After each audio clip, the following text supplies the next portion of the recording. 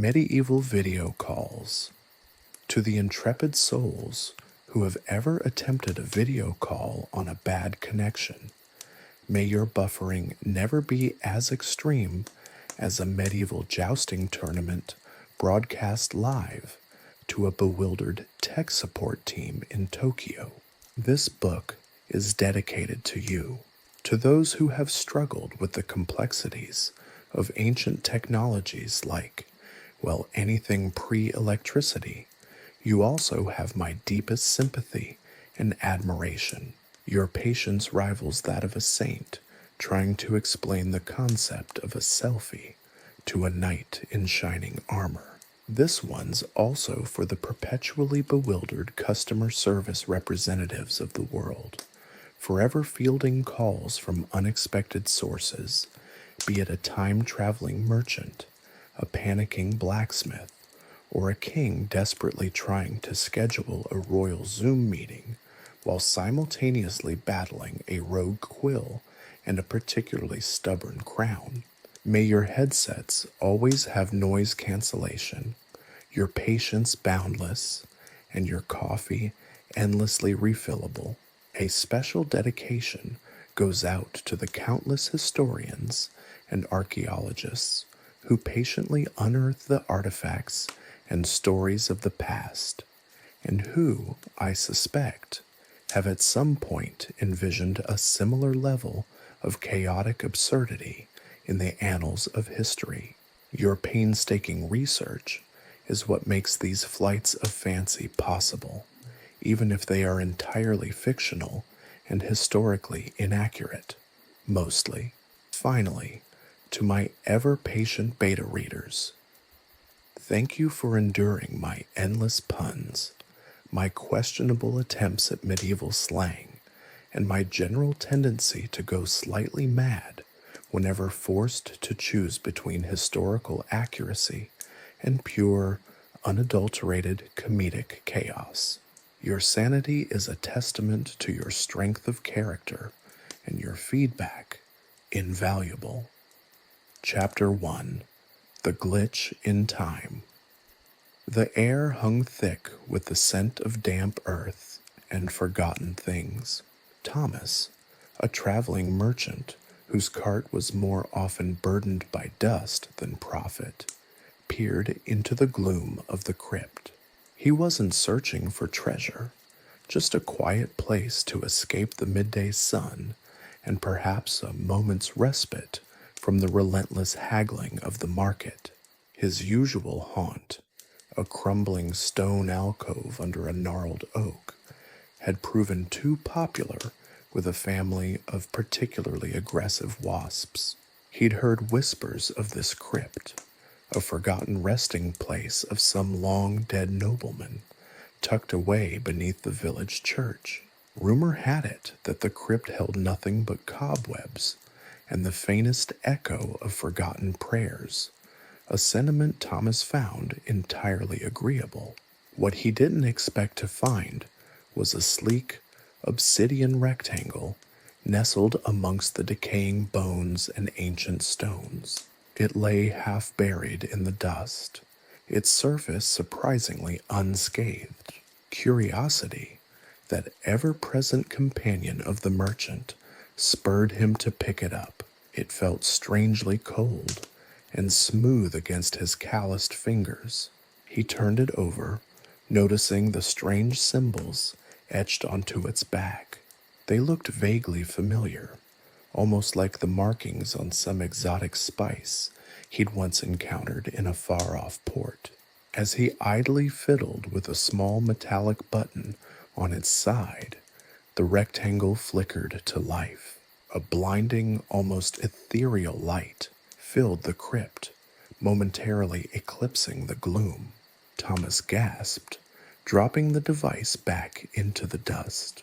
He shielded his eyes, the light momentarily leaving him disoriented.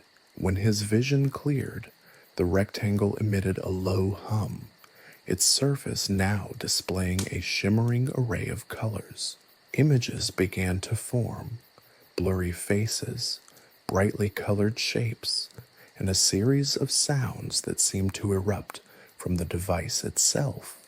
His companions, a burly blacksmith named Giles and a wizened old woman, Ilara, who'd been patiently waiting outside the crypt, cautiously approached. They exchanged nervous glances, their faces illuminated by the eerie glow emanating from the strange object. "What in the name of Saint Jude is that?"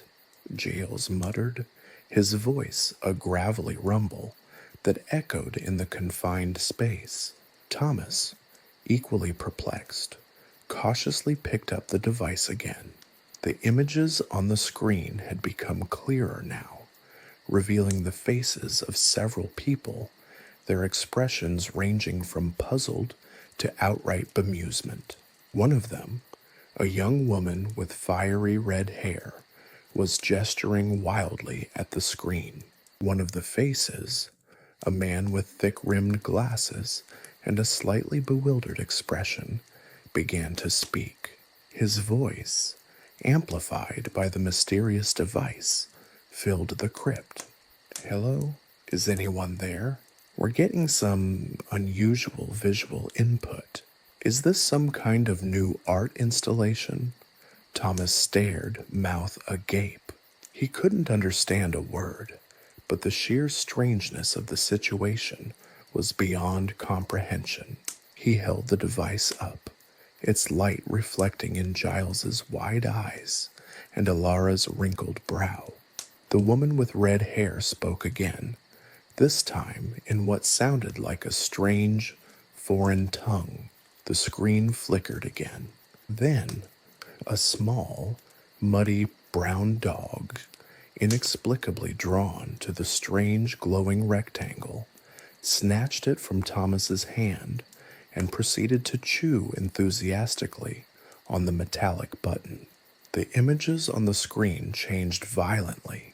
The faces of the tech developers were replaced by a chaotic blur of color, a bustling medieval village fair, a cacophony of sounds, shouts, the bleating of sheep, the clang of a blacksmith's hammer.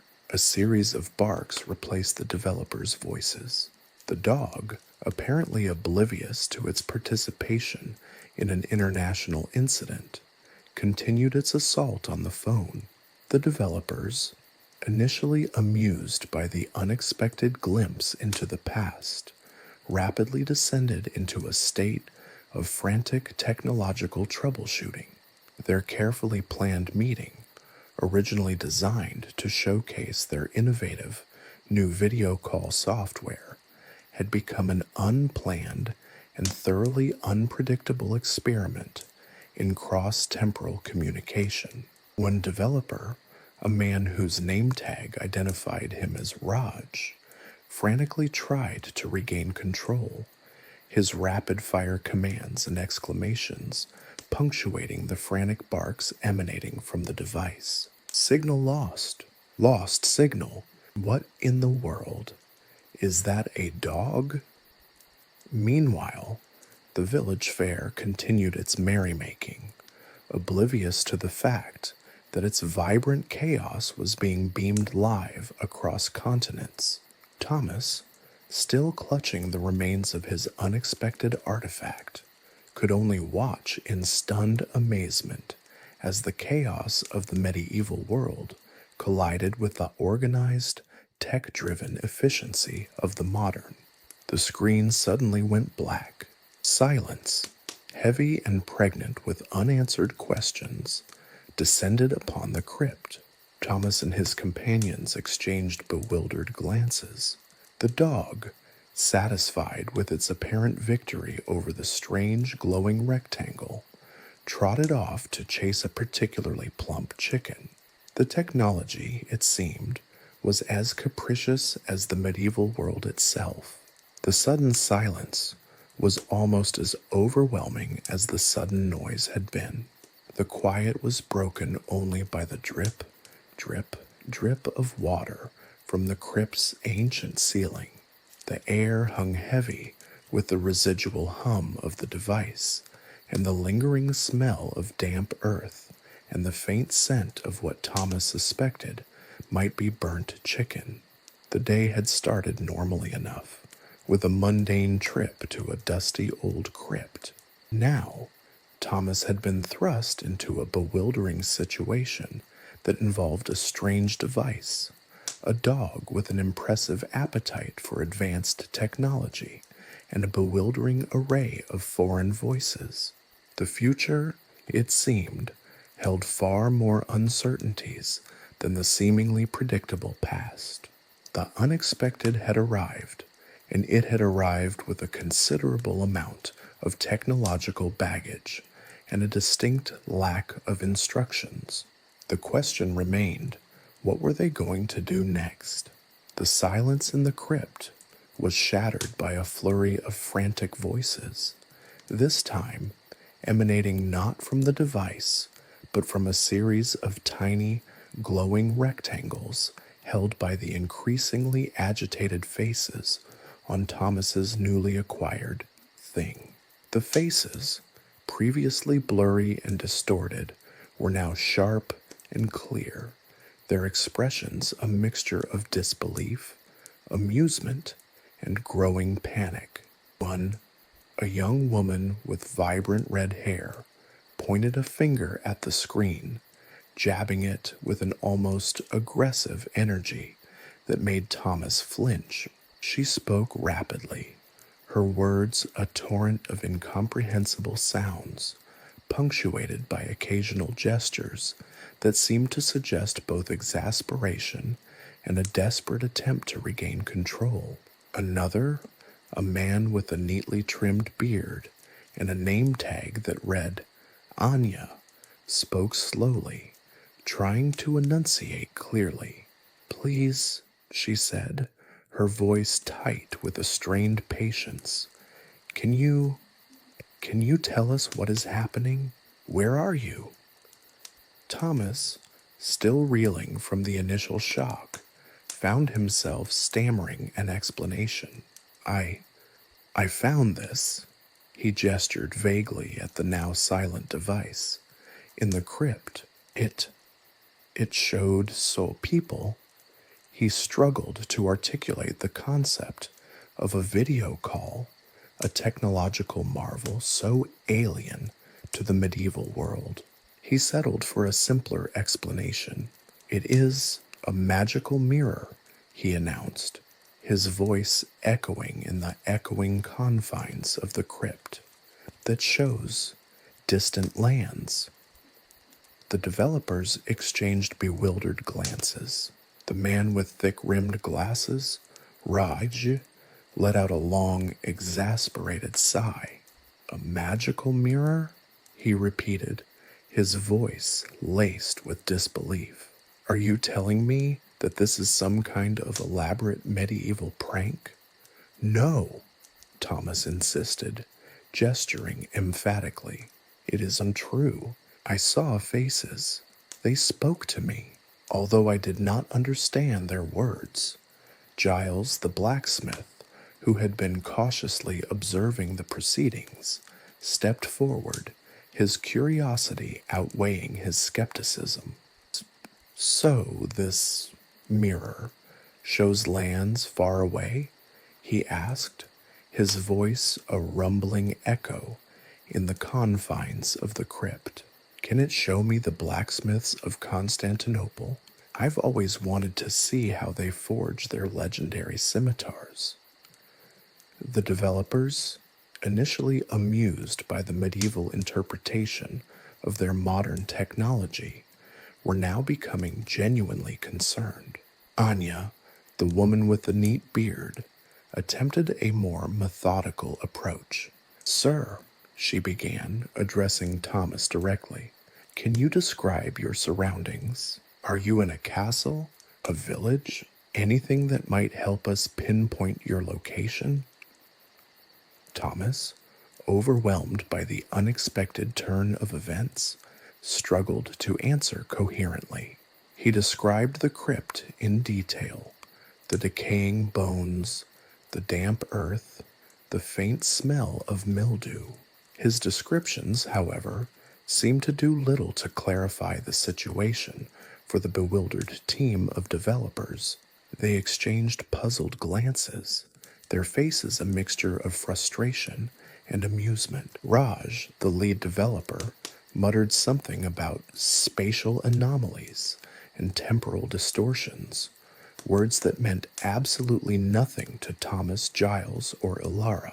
Suddenly, Giles, in a moment of clumsiness, born of both excitement and the dim lighting of the crypt, tripped over a loose stone. He stumbled, his arms flailing wildly, and the smartphone clutched loosely in Thomas's hand flew from his grasp. It hit the cold, damp stone floor with a dull thud, plunging the screen into darkness. Silence descended once more, heavier and more profound than before. The developers' faces were replaced by a static screen, a stark reminder of the tenuous connection between the two vastly different worlds. Their hurried attempts to reconnect were met with a series of error messages and frustrated sighs. "Connection lost," Raj exclaimed, his voice laced with despair. "Signal disrupted. We're completely losing visual input." His voice echoed with a growing sense of helplessness.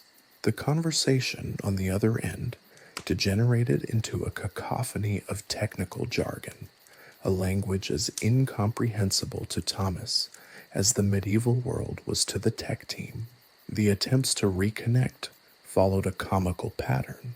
They tried restarting the device, adjusting angles, even resorting to some bizarre, medieval-sounding incantations suggested by Giles, all to no avail. One suggestion involved chanting the names of various saints, while another included waving a chicken, luckily not the one the dog had targeted earlier, above the phone. All this resulted in more confusion and a healthy amount of slapstick humor. Ilara, ever practical, suggested offering the device a small libation of ale, believing it might be appeased by a drink offering. This idea was met with dubious chuckles from the developers, adding a layer of cultural clash to the already comical situation. The developers' increasingly frantic attempts to reconnect only served to highlight the absurdity of their situation. A technologically advanced video call, designed to connect people across continents, had instead linked them to a medieval crypt, leaving them at the mercy of a grumpy blacksmith, a bewildered merchant, and a surprisingly resilient dog. The once amusing mishap had transformed into a full-blown technological and cultural catastrophe, leaving everyone involved wondering when or if they'd ever be able to reconnect, and whether the experience would ever leave the team of tech developers or the inhabitants of the medieval village quite the same. The eerie silence of the crypt was once again punctuated by only the slow drip, drip, drip of water, a counterpoint to the increasingly frantic sounds from the tiny rectangles in the hands of the bewildered developers. The glitch in time, it seemed, was far from resolved. The news, like wildfire in a thatched roof village, spread through the tightly knit community surrounding the ancient crypt. It wasn't the usual village gossip, a stolen chicken, a particularly bountiful harvest, or the latest feud between the miller and the baker. No, this was something far stranger, far more inexplicable, the tale of Thomas and his magical mirror. The initial reactions were a mixture of disbelief and suspicion.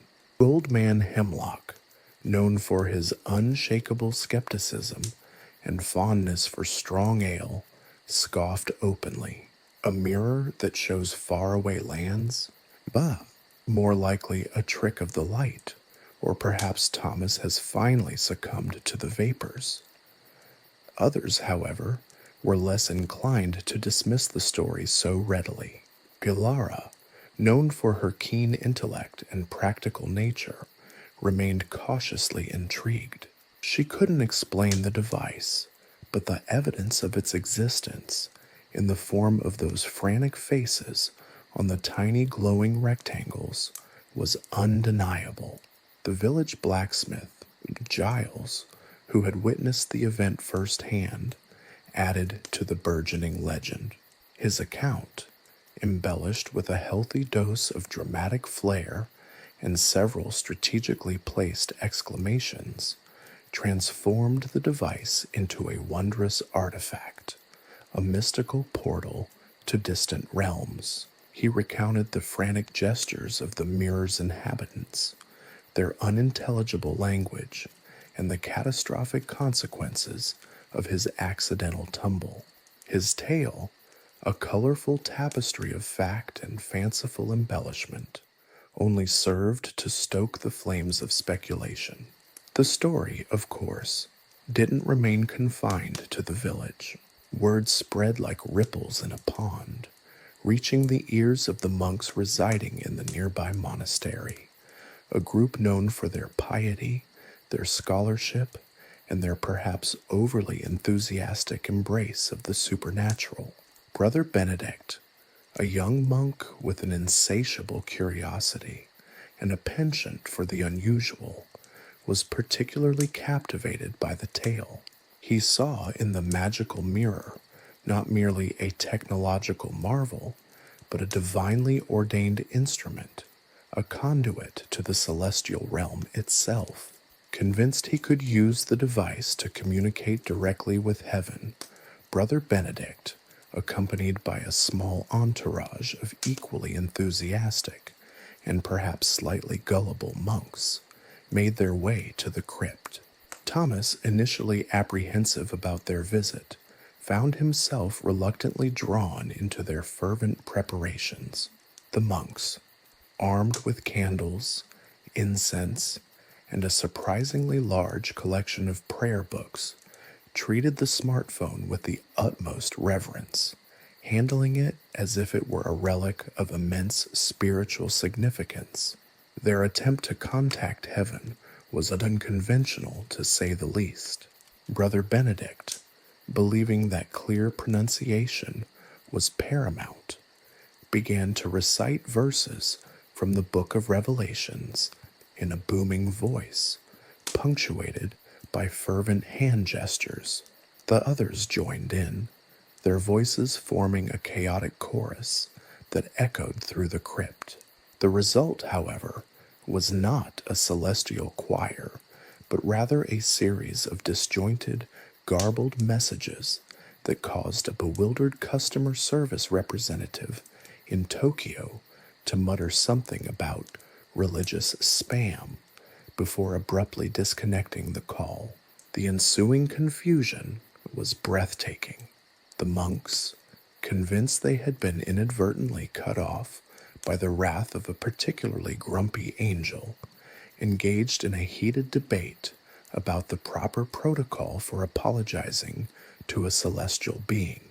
Thomas, meanwhile, attempted to explain the concept of international phone calls and customer service representatives, a feat as challenging as explaining quantum physics to a flock of sheep. The language barrier, compounded by the monks' unwavering belief in divine intervention, made for a truly comical exchange. The monks, in their devout enthusiasm, nearly launched a full-scale exorcism when an automated response message repeatedly announced, in a calm, robotic tone, "Your call is important to us. Please hold." The scene ended with a monk frantically attempting to offer a virtual bouquet of digital lilies via the video call screen. The incident involving the monks, far from diminishing the legend of the magical mirror, only served to amplify it. The story spread beyond the village, reaching the ears of the local lord, a pompous and rather superstitious nobleman who decided the device must be some kind of powerful witchcraft tool. He sent for Thomas, demanding to see the device and determine its magical properties, sparking a new round of comedic misadventures. The Lord's attempts to use the magical mirror to summon an army of obedient griffins proved as futile and as humorous as the monk's attempts at divine communication. The accidental video call to a bewildered zookeeper in Africa made for an equally unforgettable episode. The Lord's demands for a dragon summoning app resulted in a series of frustrated sighs from Thomas and more perplexing, yet unintentionally hilarious, messages from the customer support team. The arrival of a group of traveling merchants further complicated matters. They, naturally, saw the device not as a magical artifact or a divine instrument, but as a lucrative commodity, a potential source of untold riches. Their attempts to barter for the device, involving a ludicrous array of medieval trinkets and promises of exorbitant sums of mostly imaginary gold, only added to the chaos. Thomas, caught in the middle of this maelstrom of religious fervor, noble ambition, and mercantile greed, found himself struggling to maintain his sanity, let alone an understanding of the situation. The climax arrived when a rival merchant, in a desperate attempt to acquire the device, started a chaotic auction involving live chickens, questionable potions, and a surprisingly large number of turnips. Thomas, thoroughly bewildered, ended up with a rather large sack of turnips and a very confused goat. News of the magical mirror continued to spread, transforming from a local oddity into a regional phenomenon, a legend whispered in hushed tones in taverns and recounted around crackling fires. The device, originally a simple video calling smartphone, had become a symbol of the inexplicable, a testament to the unpredictable intersection of the past and the present. Thomas, meanwhile, found himself thrust into an unexpected role, that of custodian to a piece of technology so advanced it had effectively shattered the boundaries of time and space, and had become an unlikely catalyst for hilarity on an epic medieval scale. The whispers, initially confined to hushed tavern conversations and furtive exchanges between villagers, escalated into a royal summons. King Theodore, a ruler known for his progressive, some would say eccentric nature, and a penchant for the unusual, had heard the tales of Thomas and his magical mirror. Unlike the superstitious Lord Elmsworth, Theodore wasn't interested in summoning griffins or conjuring dragons. His curiosity, however, was just as potent. He wanted to see this miraculous device for himself. The royal summons arrived in the form of a rather flustered messenger, breathless and slightly bedraggled from his hurried journey. He delivered the king's decree with a flourish, his words a mixture of awe and apprehension. King Theodore, the most enlightened monarch in the land, commanded Thomas's immediate presence at court. He would be given an audience, a rare honor, and the opportunity to demonstrate the capabilities of his mirror. Thomas, already overwhelmed by the events of the past few weeks, the monks, the merchants, the turnips, the goat, felt a fresh wave of panic wash over him. The king, this was beyond the realm of bewildered monks and greedy merchants. This was the very pinnacle of potential disaster. He envisioned himself being accused of witchcraft, thrown into a dungeon, or worse, forced to explain the complexities of modern technology to a royal court accustomed to jousting tournaments and elaborate feasts. The journey to the castle was a blur of anxiety and anticipation. He clutched the smartphone, now more precious than any jewel, feeling its weight in his hand. A tangible link to a world so far removed from the cobblestone streets and muddy lanes he knew. As he approached the castle walls, imposing and ancient, he couldn't help but feel a touch of awe mixed with profound apprehension. The sheer scale of the place dwarfed his village, a testament to centuries of royal power and tradition. The castle interior was a labyrinth of echoing halls, ornate tapestries, and polished floors that seemed to reflect the weight of history.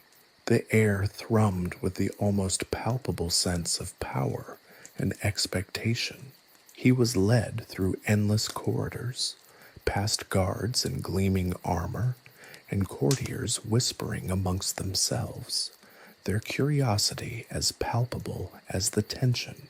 Thomas felt like a humble peasant caught in the gears of a colossal, ancient machine, his simple smartphone a tiny, incongruous cog. Finally, he was ushered into the king's throne room.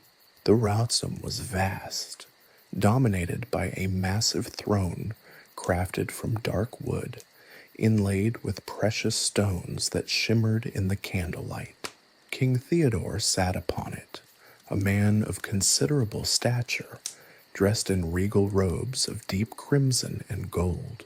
His expression was a curious blend of amusement and keen anticipation. Surrounding him were his court, a collection of nobles, advisors, and assorted hangers-on, their faces a mask of curious bewilderment. "Thomas," the king began, his voice surprisingly gentle, "the tales of your mirror have reached my ears. They speak of a device that transcends the boundaries of space and time, a window to other worlds." Thomas, tongue-tied and slightly terrified, managed a weak nod. The king gestured for him to proceed, a silent invitation to unveil the mysteries of the smartphone. With trembling hands, Thomas activated the device. The screen lit up, revealing a bright, high-definition image that stunned the court into silence. The initial reaction was one of awe, then quickly morphed into a cacophony of gasps and whispered exclamations. The sight of faces, vibrant, seemingly three-dimensional, appearing directly from the screen, was truly astonishing to them. King Theodore, however, seemed less awestruck and more intrigued. He leaned forward, his eyes fixed on the screen.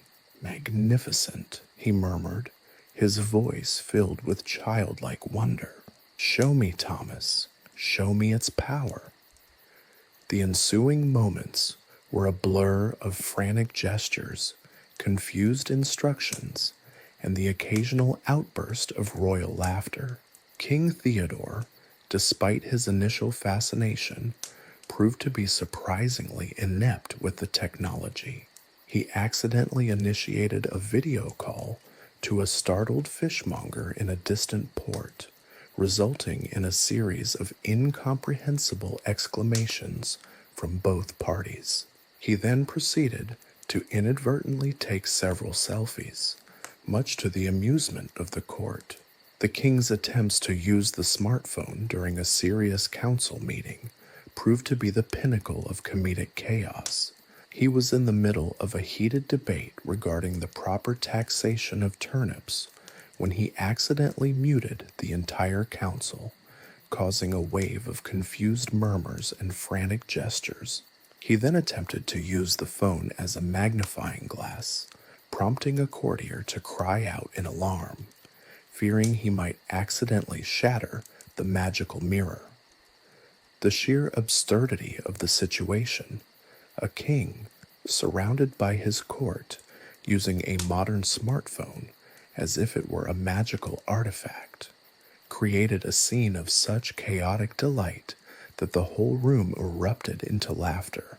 The seriousness of the Royal Council meeting was completely lost, replaced by a scene that would go down in medieval history as the time the king accidentally ordered 10,000 turnips instead of 10,000 soldiers, and the subsequent accidental video call to a cat sitting on a keyboard ended up with the king having a full-blown existential crisis when the cat started talking.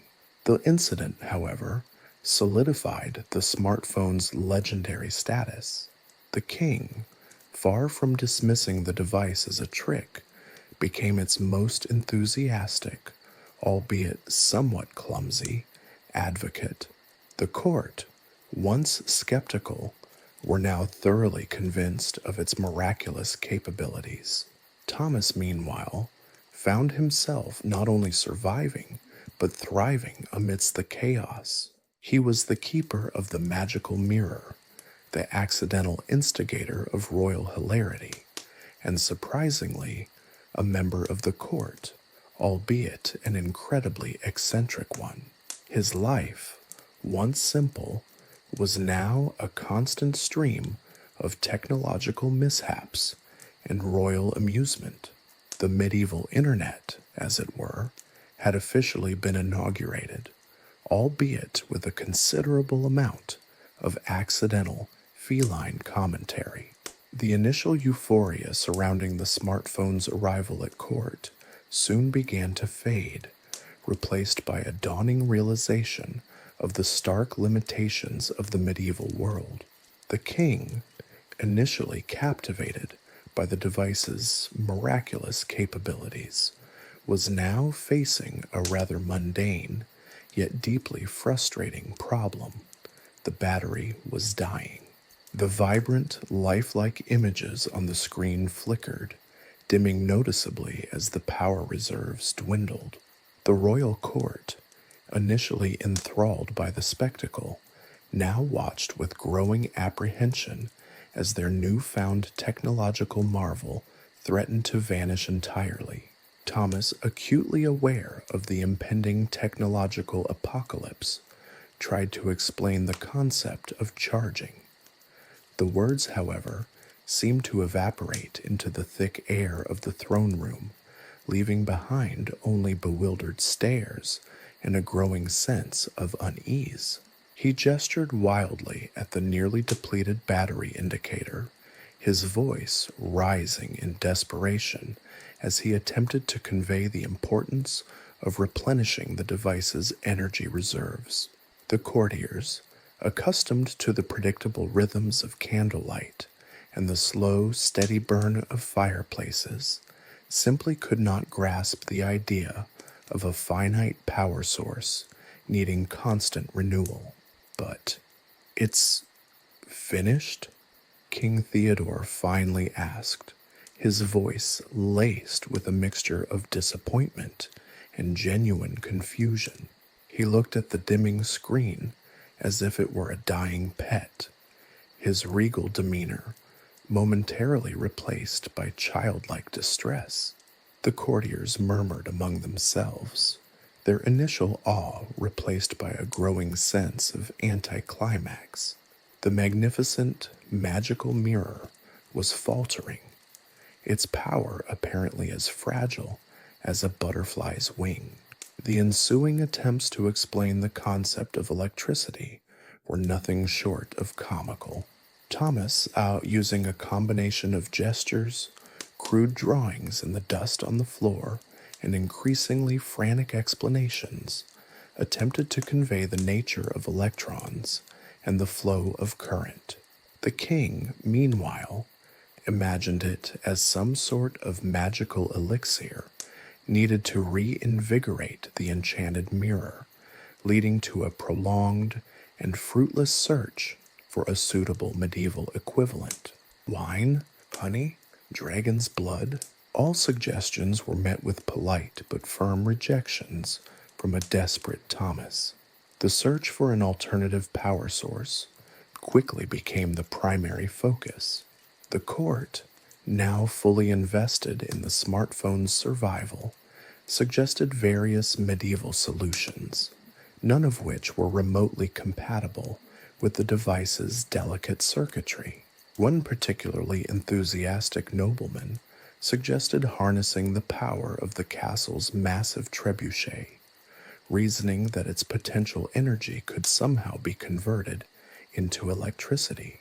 This suggestion was promptly dismissed by Thomas, who envisioned the catastrophic consequences of such a reckless experiment.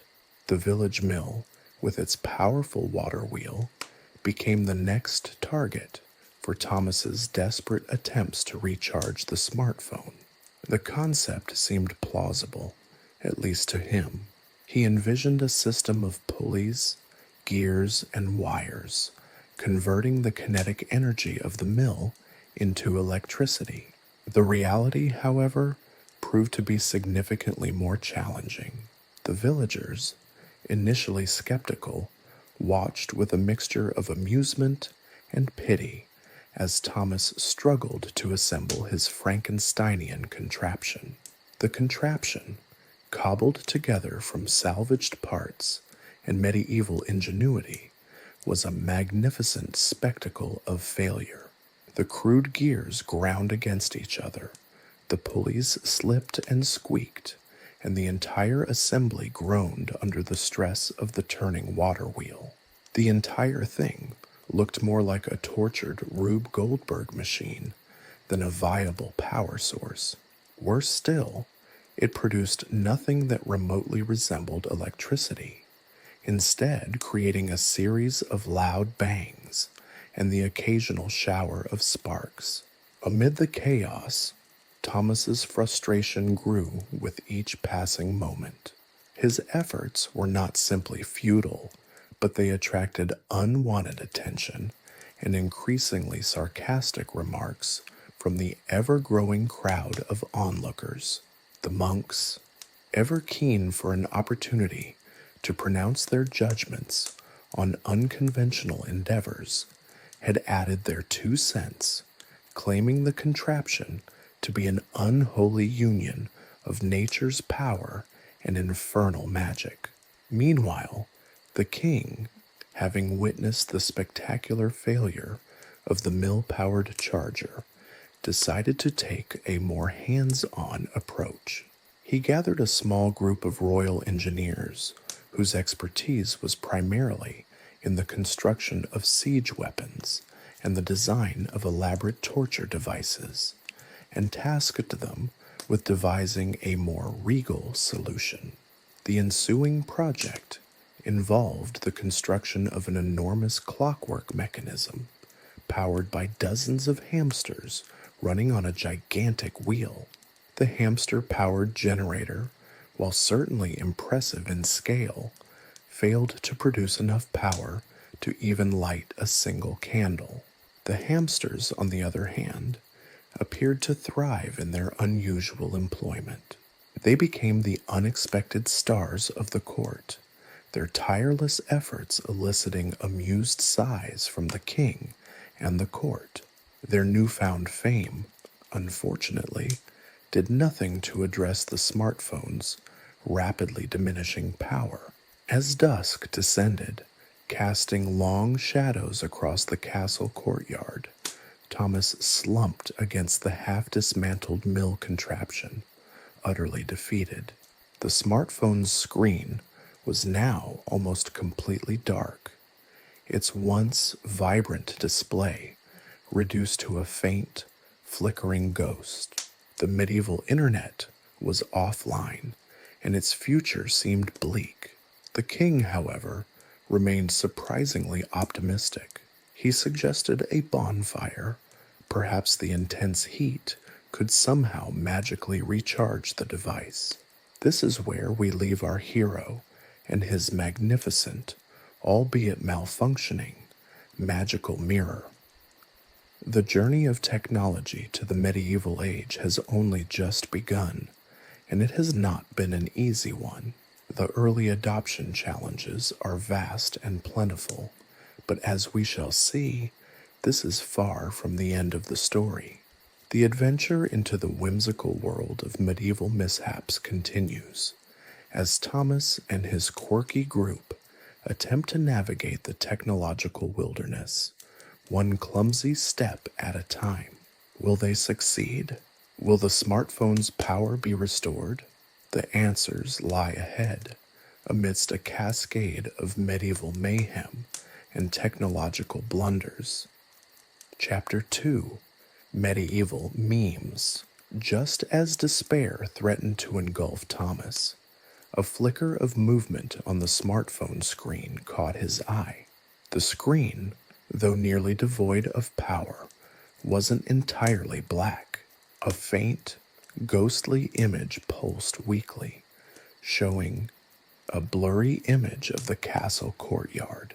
He realized with a jolt of sudden understanding that the camera was still on. Panic seized him. He fumbled with the device, desperately trying to shut it off, but his clumsy fingers, accustomed to quill and parchment rather than sleek touchscreen technology, failed him. He pressed the wrong buttons, accidentally activating the video recording feature instead. The faint image sharpened, revealing a scene of glorious, chaotic energy. Unbeknownst to Thomas, the dying battery's last gasps of power were enough to transmit a live video feed.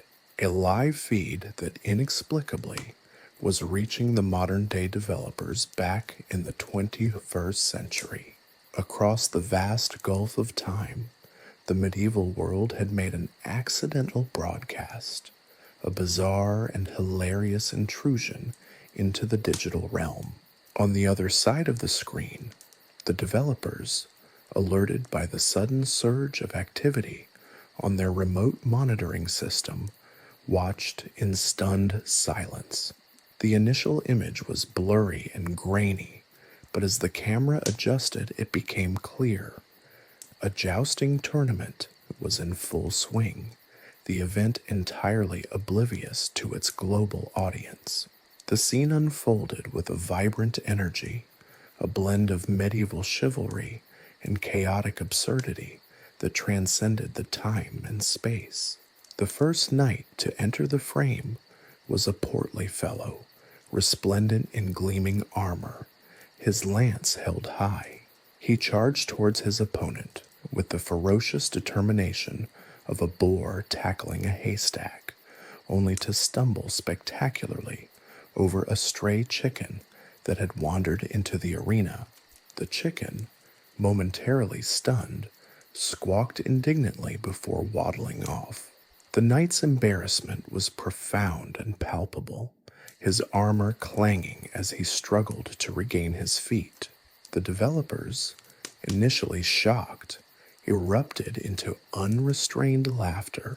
The scene was so absurd, so perfectly encapsulating the comedic juxtaposition of medieval seriousness and modern technology. It was utterly irresistible. They watched, captivated, as more knights entered the arena, their lances clashing with varying degrees of success, and more often than not, spectacular failure. One particularly enthusiastic knight, wielding his lance like a drumstick, missed his target completely, sending his steed into a panicked gallop that ended with a dramatic crash into the royal viewing stand. The ensuing chaos, a mix of shattered timber, terrified courtiers, and a very angry royal falcon, was broadcast live to the 21st century. The developers were in tears. The camera, miraculously still functioning on its last breaths, captured every detail of the melee. The knights' grunts and shouts, the terrified screams of the onlookers, the clatter of armor, and even the squawks of the aforementioned chicken were all transmitted, creating a symphony of unexpected and hilarious sounds. The developers even managed to capture some snippets of dialogue, a surprising amount of it, surprisingly colorful and surprisingly unmedieval. One night, after a particularly spectacular tumble, could be heard muttering, "Bloody hell, that hurt," in a surprisingly modern English accent. His opponent, similarly grounded, responded, "Told you not to wear those oversized boots for a joust, you clumsy oaf." The developers' laughter echoed in the modern-day office, their initial shock replaced by a shared sense of utter amusement. This was pure gold, unfiltered, unscripted medieval reality TV, and it was broadcasting live across the ages. Meanwhile, in the medieval arena, the tournament continued oblivious to the fact that its every blunder, every tumble, and every foul-related accident was being streamed globally. The knights charged, they crashed, they cursed, all under the unwavering, unseen gaze of a digital audience, miles and centuries away. The king, meanwhile, remained entirely unaware that his prestigious tournament was not just a spectacle for his court, but a hilarious live stream for thousands of modern viewers. Thomas, however, began to realize the enormity of his accidental broadcast. The dying smartphone, flickering intermittently, was still transmitting the chaotic scene. He tried again and again to shut down the camera, but his clumsy fingers, his medieval attire, the fading light, and the overall chaos were all working against him. The camera panned wildly from the jousting ground to the spectators, providing a chaotic yet intimate view of the whole event.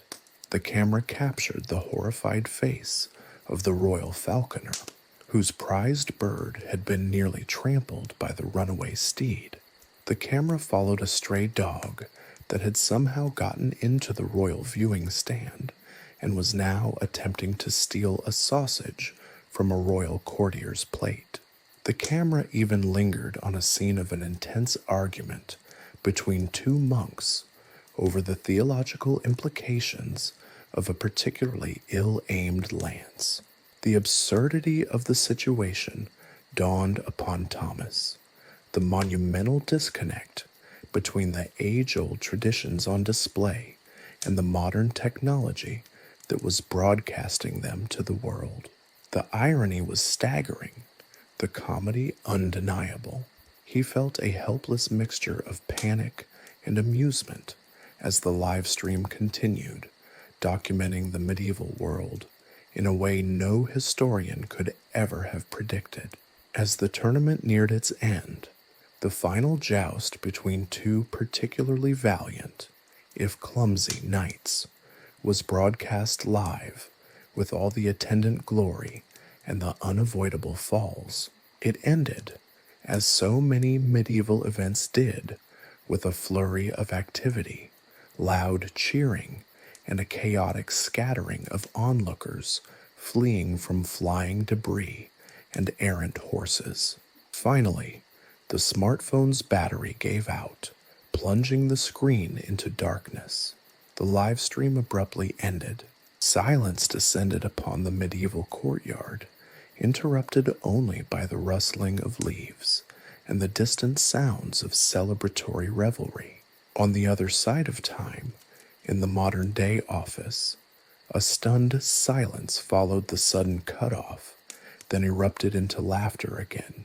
They had witnessed a unique moment, a historical comedy that would be talked about for years to come. The accidental broadcast was a testament to the unexpected nature of technological advancements. It was a reminder that even the most advanced tools could be used unintentionally, leading to consequences that were both hilarious and surprising. It was a snapshot of medieval life, seen through the lens of modern technology, a historical event caught forever in the digital ether, and it had been a beautiful, unintended masterpiece. For Thomas, it was the beginning of a new, entirely unexpected chapter in his accidental foray into medieval tech support. The medieval internet, though currently offline, had made its mark, and its story was far from over. The sudden silence following the end of the live stream was deafening. In the 21st century office, the developers, still reeling from the unexpected spectacle, decided to try something new. They'd established a rudimentary form of communication. Now, they wanted to test its limits. One of them, a mischievous programmer named Anya, typed a simple smiley face emoji and sent it. In the medieval courtyard, Thomas, still grappling with the aftermath of his accidental broadcast, saw the tiny yellow face appear on the smartphone screen. The faint glow of the almost dead device illuminated the emoji, its simple features amplified by the low light. He gasped. It was a sign, a divine omen, sent down from the heavens themselves, or perhaps from some benevolent, technologically advanced deity. The news spread like wildfire. Word of the miraculous symbol reached the ears of Sir Reginald, the portly knight who'd famously fallen over a chicken during the joust. He, ever the pragmatist, saw it not as a divine sign, but as a cryptic message from the heavens, a coded instruction perhaps. He pondered its significance for hours, consulting astrologers, alchemists, and even a particularly eccentric soothsayer who claimed to speak to squirrels. Meanwhile, the princess, a young woman known for her delicate sensibilities and her fondness for pampered pets, saw the emoji as a message directly addressed to her. She believed it depicted a celestial cat, the reincarnation of her beloved feline companion, Mittens, who had passed away earlier that year. She prostrated herself before the smartphone, muttering prayers and offering sacrifices of the finest salmon. The royal chef, initially bewildered, eventually embraced this unusual development, incorporating cat-themed delicacies into the royal menu. Salmon mousse, catnip-infused honey cakes, and miniature fish shaped like cats became the unexpected highlights of a royal feast. Anya, oblivious to the pandemonium she had unleashed, decided to send another emoji, an angry, red face. This time, the reaction was even more dramatic. The angry face, with its furrowed brows and indignant expression, was interpreted as a dire warning from the gods, a harbinger of impending doom. The court astrologer, already unsettled by the smiley face, now declared that the heavens were displeased. The king, usually stoic and unflappable, became inexplicably paranoid, convinced that a massive dragon was about to attack the castle. He ordered the knights to scour the countryside for signs of fiery breath, while the royal mages spent the night casting protective spells that involved copious amounts of incense and chanting. The resulting haze filled the castle, causing a series of unfortunate events, including a near-miss fire caused by a stray spark from one of the mage's incantations. The sheer absurdity of the situation escalated with the arrival of a GIF, a short, looping animation of a fluffy cat washing its face. This was taken as undeniable proof of Mitten's reincarnation, confirming the princess's initial belief. The cat GIF's seemingly infinite loop was perceived as an eternal cycle of feline rebirth and renewal. The royal court celebrated the return of Mittens with extravagant displays of affection. Songs were written, poems composed, and a special cat-shaped throne was crafted for the digital feline. The royal falconer, still recovering from his near tragedy involving a runaway steed, was convinced the gift held the key to training the notoriously difficult royal falcon and started showing the bird the video repeatedly, muttering, "See? That's how you do it." The developers, watching the chaos unfold through the now improved live feed, were beside themselves with laughter. The misinterpretations, the ensuing actions, the utter lack of comprehension of modern technology by the medieval subjects. It was a comedy of errors on an epic scale. The feedback loop of increasingly bizarre actions based on misinterpreted emojis and GIFs was pure, unadulterated comedic gold. They attempted to send a simple "OK" gesture, hoping for a calmer response. But the gesture, to the medieval recipients, resembled a strange, geometric deity. The result? A complex series of rituals involving the precise arrangement of stones and the chanting of unintelligible spells, all in an attempt to appease this new, abstract god. Meanwhile, a group of skeptical monks, watching from afar, took a decidedly more scientific approach to decoding the digital messages. They believed the emojis were a form of ancient cryptography, a secret language left behind by a forgotten civilization. They spent days deciphering the glyphs, creating elaborate charts and diagrams that resembled complex astronomical calculations. Their interpretations, predictably, led to yet more unusual occurrences within the monastery, which included a night of silent prayer coupled with a ritual burning of all the library's secular books. As the days turned into weeks, the unintentional cultural exchange continued. The developers, learning from their initial mistakes, tried to communicate in simpler ways, sending pictures of everyday objects. A simple image of a fork caused the royal silverware collection to be painstakingly rearranged, every fork carefully aligned with its digital counterpart. A picture of a house led to a series of architectural revisions to the castle, with the royal architect attempting to incorporate emoji-inspired elements into his designs. The smartphone, despite its impending demise, continued to act as a bizarre conduit between two vastly different worlds. Each message, each simple icon, sparked a new wave of hilarious misinterpretations and unexpected actions, creating a never-ending stream of slapstick comedy. The medieval internet, though still in its infancy, had certainly begun to make a grand, if thoroughly perplexing, entrance into the annals of history. The accidental broadcast had become a living, breathing comedy, with each new message adding another layer of chaotic absurdity to the narrative.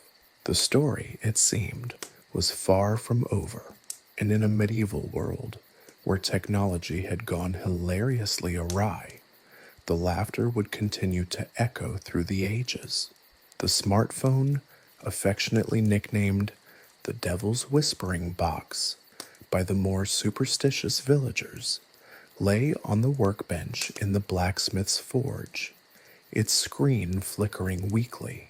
Bartholomew, the village blacksmith, a man whose beard rivaled the length of a young oak sapling, and whose hands were perpetually blackened from years of working the bellows, regarded the device with a mixture of suspicion and fascination.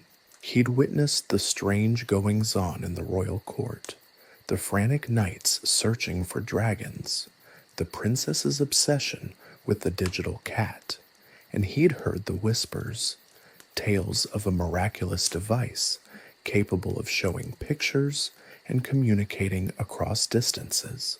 His initial skepticism had been eroded by a growing curiosity bordering on obsession. He'd always been a tinkerer, a man who found joy in taking things apart and putting them back together, often with unexpected results. This curious device, with its smooth, unnaturally shiny surface and its perplexing array of tiny buttons, presented a challenge unlike any he'd ever encountered. He picked up his hammer, its head worn smooth from years of use, and eyed the fragile smartphone with a mixture of caution and determination. His first attempt involved prying open the phone's casing with a chisel, a tool far better suited for shaping horseshoes than dissecting delicate electronics. The result was predictably disastrous. Tiny pieces of what Bartholomew assumed were vital components scattered across his workbench like glittering jewels. He meticulously collected them, convinced he could reassemble them, his confidence fueled more by stubbornness than actual expertise. Undeterred, he then attempted to strengthen the phone's power source. He'd heard whispers of the phone's ability to project light and sounds from within, so he reasoned it must contain some sort of magical internal fire. To enhance this inner fire, Bartholomew turned to his secret arsenal, a collection of alchemical concoctions he'd been working on for years. He mixed a potent brew of pulverized gemstones, dragon's blood, actually a particularly vibrant red berry juice, and powdered unicorn horn, a cleverly disguised piece of narwhal tusk he'd acquired through highly questionable means. He carefully poured a few drops of this magical elixir onto the phone's battery compartment, convinced this would unlock its true potential. He held his breath, expecting a dramatic increase in brightness or perhaps a burst of mystical energy. Instead, there was a hiss, a small plume of acrid smoke, and then a spectacular explosion. The forge was filled with the smell of burnt gemstones and singed hair. Bartholomew was covered in a fine layer of soot, his beard smoldering slightly. The smartphone, now reduced to a collection of blackened fragments, lay amongst the debris, a testament to Bartholomew's less than successful technological intervention. Miraculously, he had survived, though he'd lost a considerable amount of hair and developed a profound dislike for dragon's bloodberry juice. News of the blacksmith's disastrous experiment spread like wildfire, even faster than the previous news about the devil's whispering box.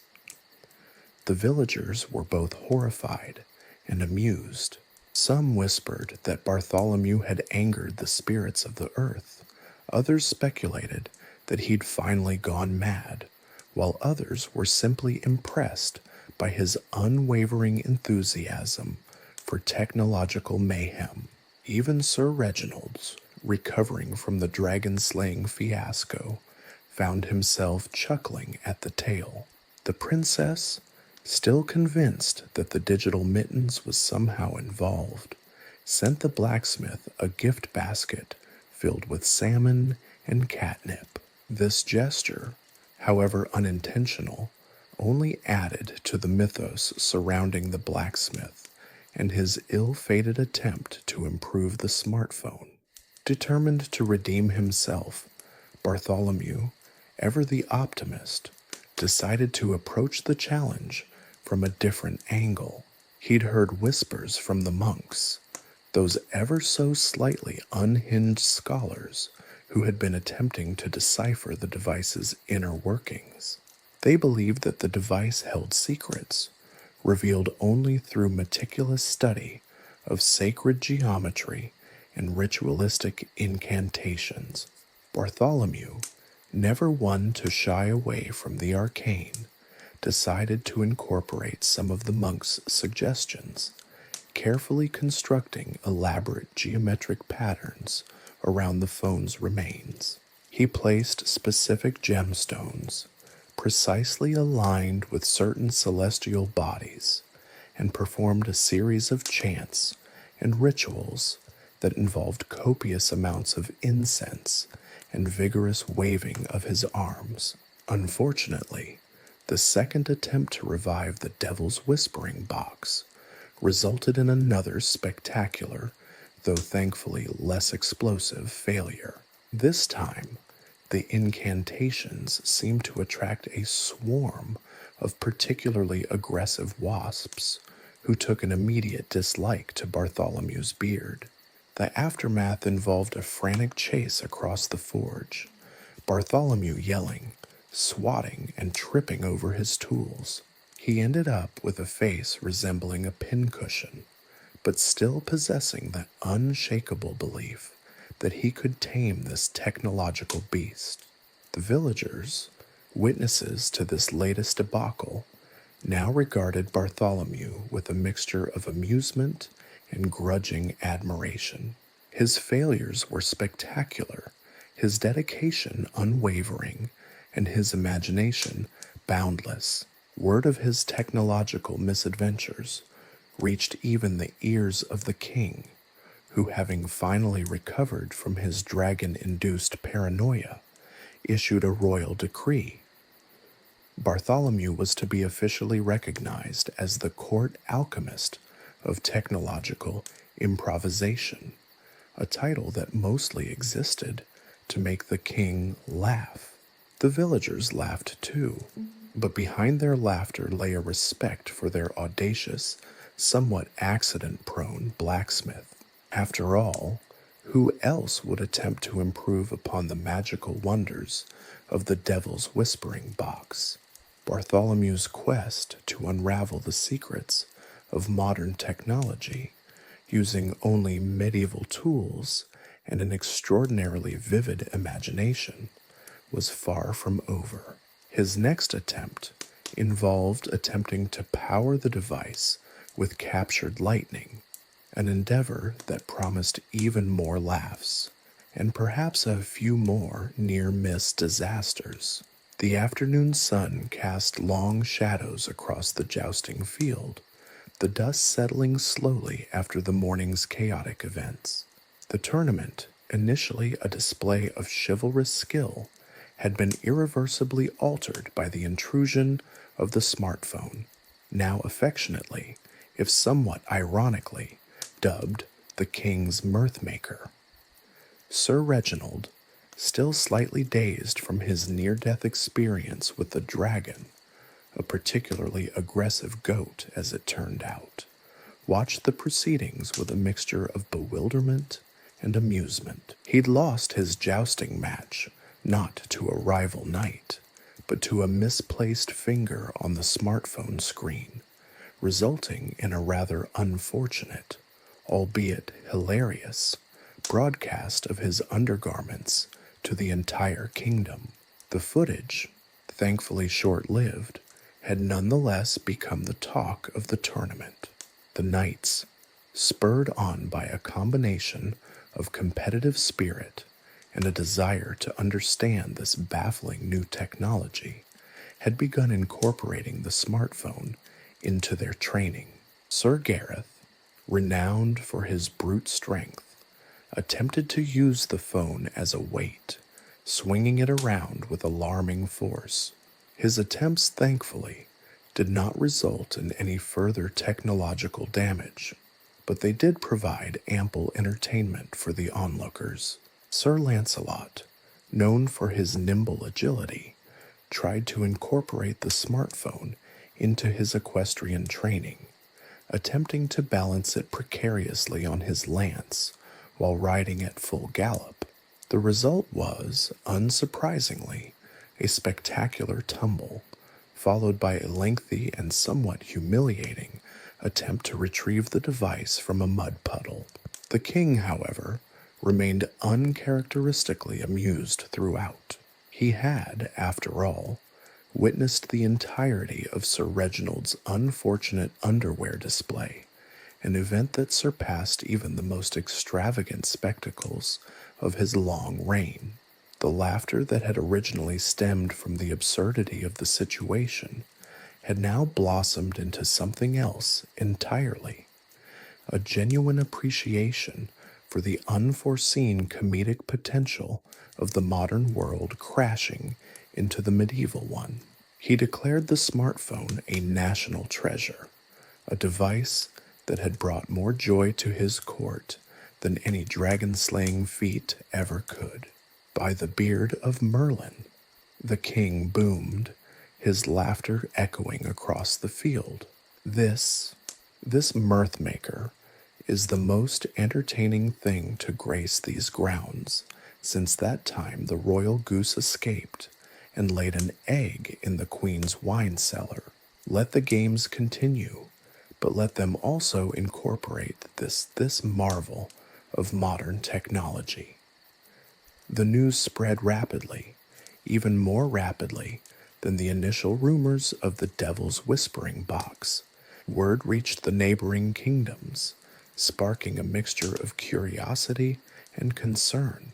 Messengers arrived, bearing gifts of exotic fruits and questionable alchemical concoctions, all in a hopeful attempt to appease, or perhaps bribe, the king into sharing the secrets of this extraordinary device. Some messengers even arrived carrying their own antiquated communication technologies, elaborate systems of carrier pigeons, signal fires, and hastily scribbled messages carried by exceptionally speedy squirrels, in a desperate attempt to keep pace with this newfangled digital age. Meanwhile, the princess, having somewhat recovered from her initial distress over the supposed demise of her digital feline mittens, decided to seize the moment. She proposed a new competition, a medieval meme contest, where the knights, using the king's mirth-maker, would try to create the most amusing digital images and short videos. The prize, naturally, would be the king's favor and bragging rights. The knights, initially hesitant, quickly embraced the challenge. Sir Gareth, demonstrating an unexpected talent for digital manipulation, he'd secretly been studying the monks' illuminated manuscripts, created a series of images featuring himself riding a unicorn and slaying dragons with a rubber chicken. Sir Lancelot, still nursing his bruised ego from his equestrian mishap, retaliated with a series of videos showcasing his exceptional swordsmanship, although they often ended with unexpected slapstick tumbles that echoed his earlier fall. Even Sir Reginald, after recovering from his embarrassment, added to the competition, producing a series of remarkably poignant and secretly very self-deprecating self-portraits. The judges, a panel composed of the king, the queen, and a surprisingly discerning group of village children, were overwhelmed by the sheer volume and variety of submissions. There were images of knights performing seemingly impossible feats of strength, videos of jousting tournaments gone hilariously awry, and a particularly memorable rendition of a knight struggling to brush his teeth while wearing a full suit of armor, accompanied by a whimsical soundtrack of lute music. The competition quickly devolved into an all-out digital battle royale, with the knights employing every trick in the book and beyond to win the king's favor. As the sun set on the unexpectedly hilarious tournament, casting long shadows across the jubilant crowd, it became clear that the introduction of the smartphone had not merely disrupted the medieval order, it had enhanced it, albeit in the most chaotic and wonderfully absurd manner. The laughter continued long into the night, a testament to the enduring human capacity for finding humor even in the face of the most unexpected technological revolutions. The king, still clutching the smartphone, declared the day a success, promising even more technological mayhem in the future. He had, after all, a kingdom to govern, knights to amuse, and a digital feline to locate and console. The future, it seemed, held a plethora of medieval memes yet to be created. The aftermath of the tournament extended beyond the immediate celebrations. The smartphone, now firmly established as a royal artifact, became a source of fascination for scholars, monks, and even the local livestock. The monks, initially skeptical of the device's power, began experimenting with it, incorporating the phone's imagery into their intricate illuminated manuscripts, creating a stunning juxtaposition of ancient artistry and modern technology. The livestock, mostly cows and sheep, displayed a curious attraction to the screen, possibly drawn to the vibrant colors and moving images. They often gathered in groups around the device, staring intently, their placid expressions suggesting profound philosophical contemplation. The royal court saw a significant change in dynamics. The serious business of governance was often interrupted by fits of laughter, spurred on by a knight's accidental selfie with a rather unimpressed-looking goose, or a video of the king attempting to use the smartphone as a royal scepter. The days of stiff formality and austere pronouncements were replaced with a more relaxed and jovial atmosphere, a direct result of the smartphone's comical interventions. The seriousness of medieval life had been subtly yet effectively undercut by the often trivial, often frustrating realities of modern technology. Bartholomew the blacksmith watched these events unfold with a mixture of pride and bewilderment. He had, after all, been responsible for the initial introduction of the Devil's Whispering box to the medieval world, however unintentional it may have been. He also learned a valuable lesson. Sometimes, the best approach to understanding new technologies isn't through forceful experimentation or arcane rituals, but by simply observing the sheer, unadulterated chaos that ensued. He continued his own experiments, though with a much greater sense of caution and a healthy dose of amusement. His next project involved building a catapult that could launch the smartphone to neighboring kingdoms, hoping to spread the mirth across the land, one slightly erratic projectile at a time. The story of the smartphone in the medieval era had only just begun. It was a story of cultural clashes, of unexpected humor, and of the enduring human capacity for adaptation, even in the face of technological upheaval. It was a story that would be told and retold, embellished and exaggerated, becoming a legend of laughter and ingenuity. A testament to the era when knights jousting with dragons met their match in a digital cat and a mysteriously malfunctioning device, forever changing the course of medieval history, one meme at a time. And somewhere, in a remote corner of the kingdom, a goose chuckled knowingly. After all, it had been there from the very beginning. The princess, ever the innovator, wasn't content with simply observing the knight's digital escapades. She envisioned a grander scheme, a way to harness the smartphone's power for something more organized. "We need a system," she declared one morning, her voice echoing through the castle halls. A way to communicate across vast distances, a medieval social media, if you will. The court, still buzzing from the previous day's meme fest, looked at her with a mixture of awe and apprehension. The concept of a social media was, to put it mildly, alien. Yet the princess, armed with her unwavering belief in the smartphone's potential and a hefty dose of royal authority, pushed forward.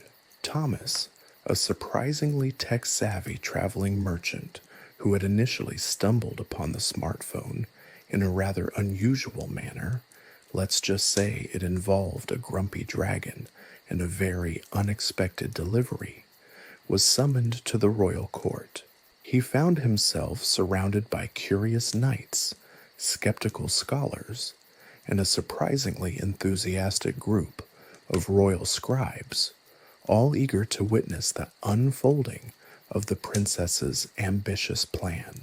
The challenge, the princess explained, her eyes sparkling with ambition, is to adapt this mirth maker, as the king so aptly named it, to our medieval needs. We need a way to send messages quickly and efficiently across the kingdom. Thomas, ever the pragmatist, approached the challenge with a blend of modern know-how and medieval ingenuity. He couldn't simply rely on the smartphone's existing applications. The limited battery life and the absence of a reliable data connection were significant obstacles. He needed something simpler, something that harnessed the phone's image capabilities, but tailored it to a world without Wi-Fi or 4G. The solution he proposed was a system of visual messages. Using the smartphone's camera and basic drawing tools, he'd create simple, easily recognizable images representing different messages.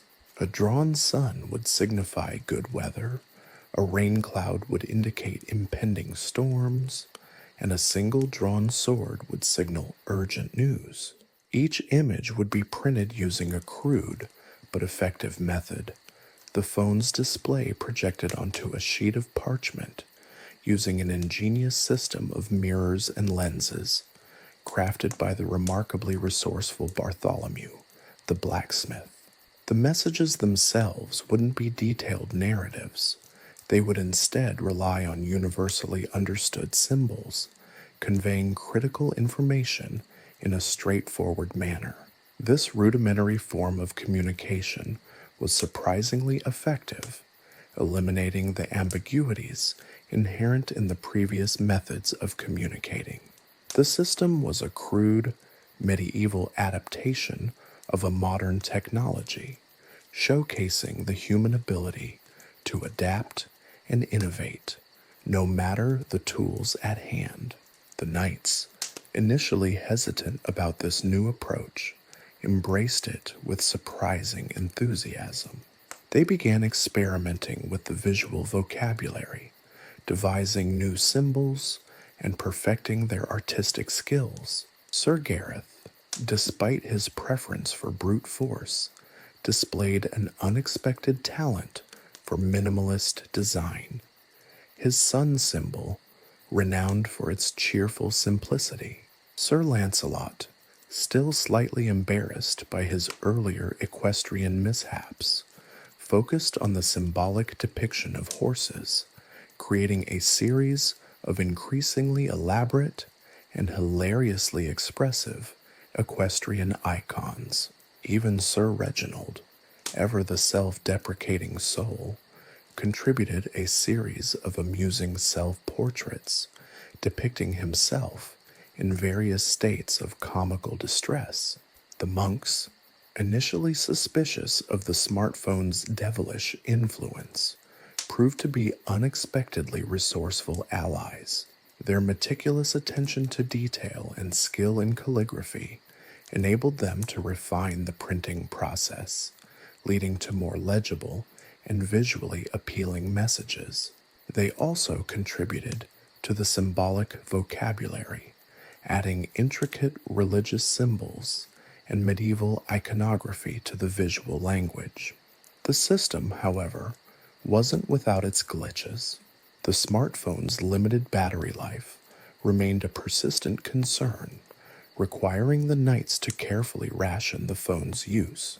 Moreover, the method of relaying the messages presented a challenge. They relied on a network of carefully selected messengers, traveling across the kingdom on horseback, carrying the precious parchment scrolls with the smartphone-generated images. This created a system of delays, sometimes with disastrous consequences. One particularly memorable incident involved a message intended to warn of an impending bandit attack.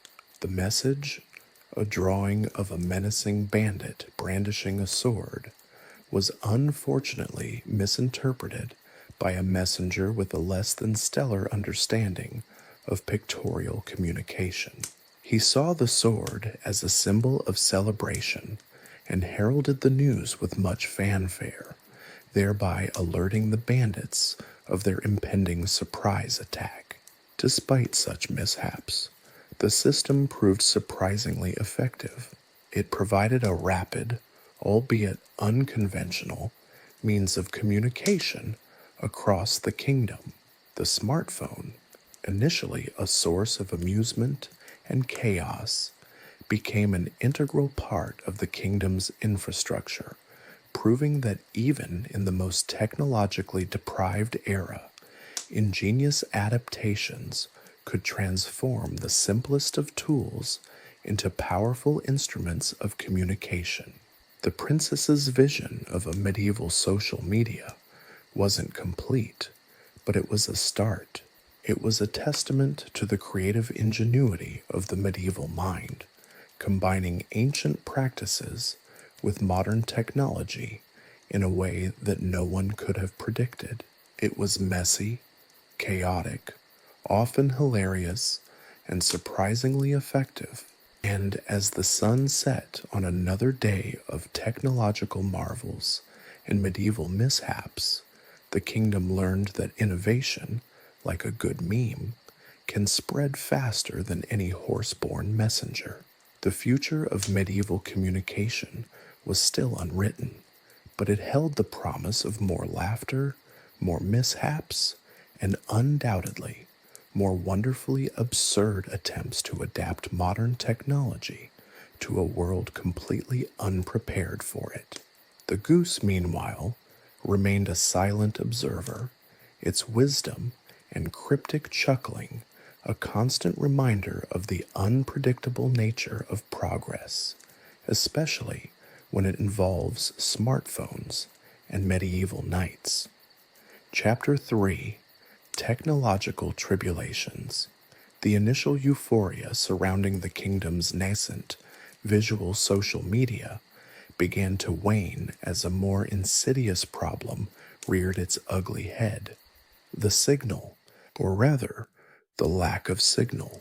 The smartphone, our intrepid technological ambassador from the future, was proving increasingly temperamental. Its once reliable connection, initially a source of wonder and amusement, was fading like a poorly drawn sunset on a hastily crafted parchment. The images, once crisp and clear, became blurry and distorted.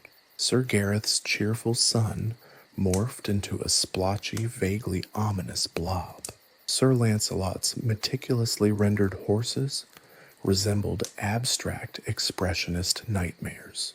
Even the monks, with their impeccable calligraphy, struggled to decipher the increasingly pixelated messages. The system, once a marvel of medieval ingenuity, was threatening to unravel into a chaotic mess of misinterpreted symbols and frustrated messengers. Thomas, the ever-resourceful merchant, diagnosed the problem with a sigh.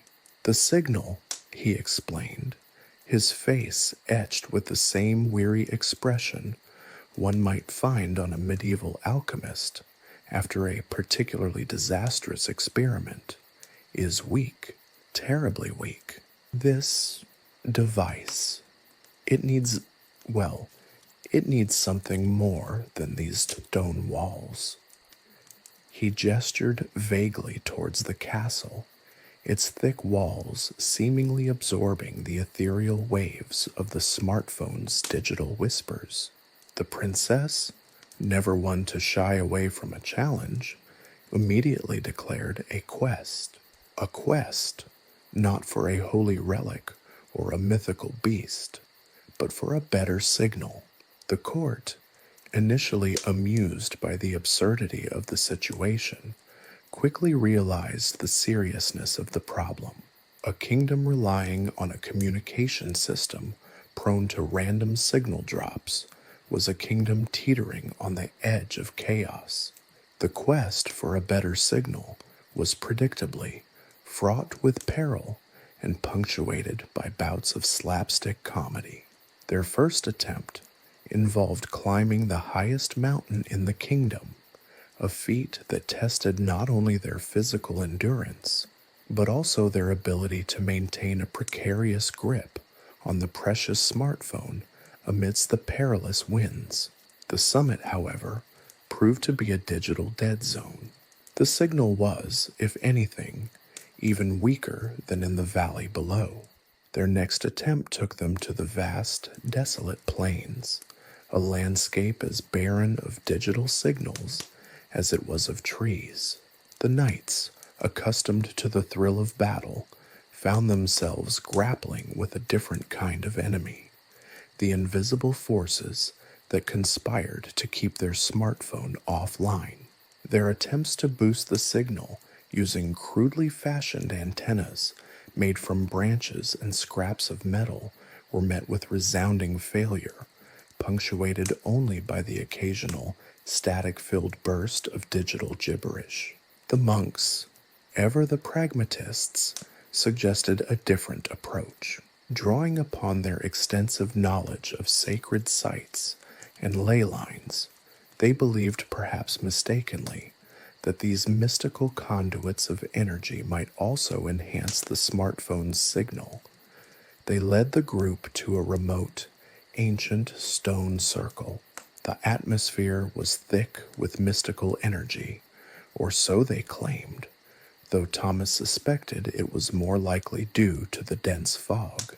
Despite their hopes, the stone circle provided no digital miracle. The smartphone remained stubbornly offline.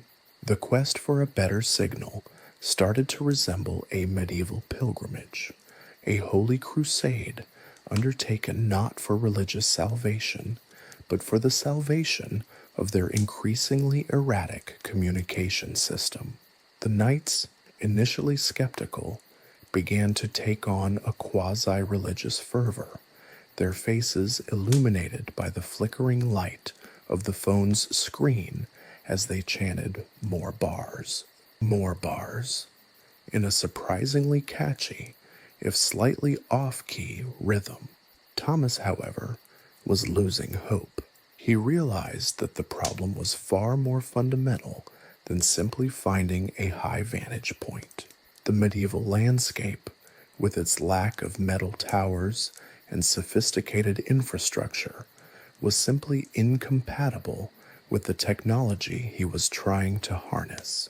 The signal, he surmised, was dependent on a complex web of unseen, ethereal pathways, a landscape far more intricate and less forgiving than any geographical terrain. One evening, huddled around a meager campfire, Thomas had a breakthrough. He recalled a passage in an ancient alchemical text that spoke of invisible currents, energies that flowed through the earth, shaping the very fabric of reality. He hypothesized that perhaps these currents were somehow related to the smartphone's signal. This meant that finding a suitable signal wasn't just a matter of climbing hills, but understanding the subtle flows of the medieval energetic landscape. This new hypothesis, as wild as it sounded, sparked a renewed sense of purpose. The quest now transcended mere technical troubleshooting. It became a quest for understanding, a blend of ancient wisdom and modern science.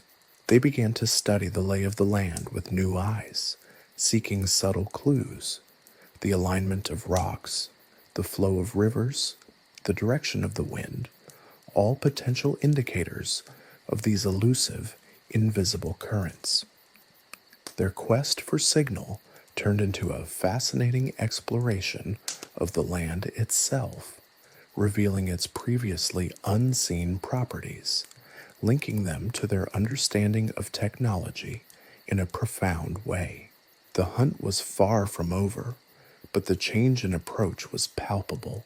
The knight's humorous complaints about weak signals were replaced by thoughtful discussions about the nature of energy and the subtle connections between the physical and digital worlds. The pursuit had become less a quest for a stronger signal and more a quest for a deeper understanding of their world, a truly medieval quest wrapped in a futuristic problem. The goose, meanwhile, continued to observe, its cryptic clucking a commentary on the absurdity of it all. The future of medieval communication remained uncertain, but the journey, at least, was proving to be an unexpectedly profound one. The seemingly endless quest for a reliable signal had inadvertently created a new problem, one of a far more immediate and tangible nature than ethereal digital waves. Word of the magical talking box, as the smartphone had been dubbed by the less technologically inclined members of the court, had spread beyond the castle walls. It had reached the ears of Lord Elmsworth, the chieftain of the neighboring clan, the Blackwood clan, renowned for their unwavering suspicion of anything remotely resembling progress. To Elmsworth, this mysterious device represented not technological advancement, but a sinister threat to his long-held power. He saw the potential for manipulation, for misinformation, for the complete disruption of his carefully constructed feudal order. The idea of a small, handheld device capable of instantaneously transmitting images and voices across vast distances filled him with a primal fear, a fear born not of technological understanding, but of a deep-seated distrust of the unknown. The Blackwood clan, known for their brutal efficiency in matters of conquest and espionage, launched a covert operation not to conquer a kingdom, but to steal a smartphone. Under the cover of a moonless night, a small band of Blackwood warriors, clad in their customary dark armor, silently approached the castle. They moved with the grace and precision of seasoned predators, their movements a stark contrast to the boisterous clumsiness of the royal knight's earlier attempts to improve the signal. Their leader, a hulking brute named Gorok, was not known for his subtlety. His strategy was simple and effective: brute force. They planned to storm the castle, ignoring any attempts at peaceful negotiation, and seize the technology before its secrets could be fully unleashed upon the land. However, their plans were met with unforeseen complications.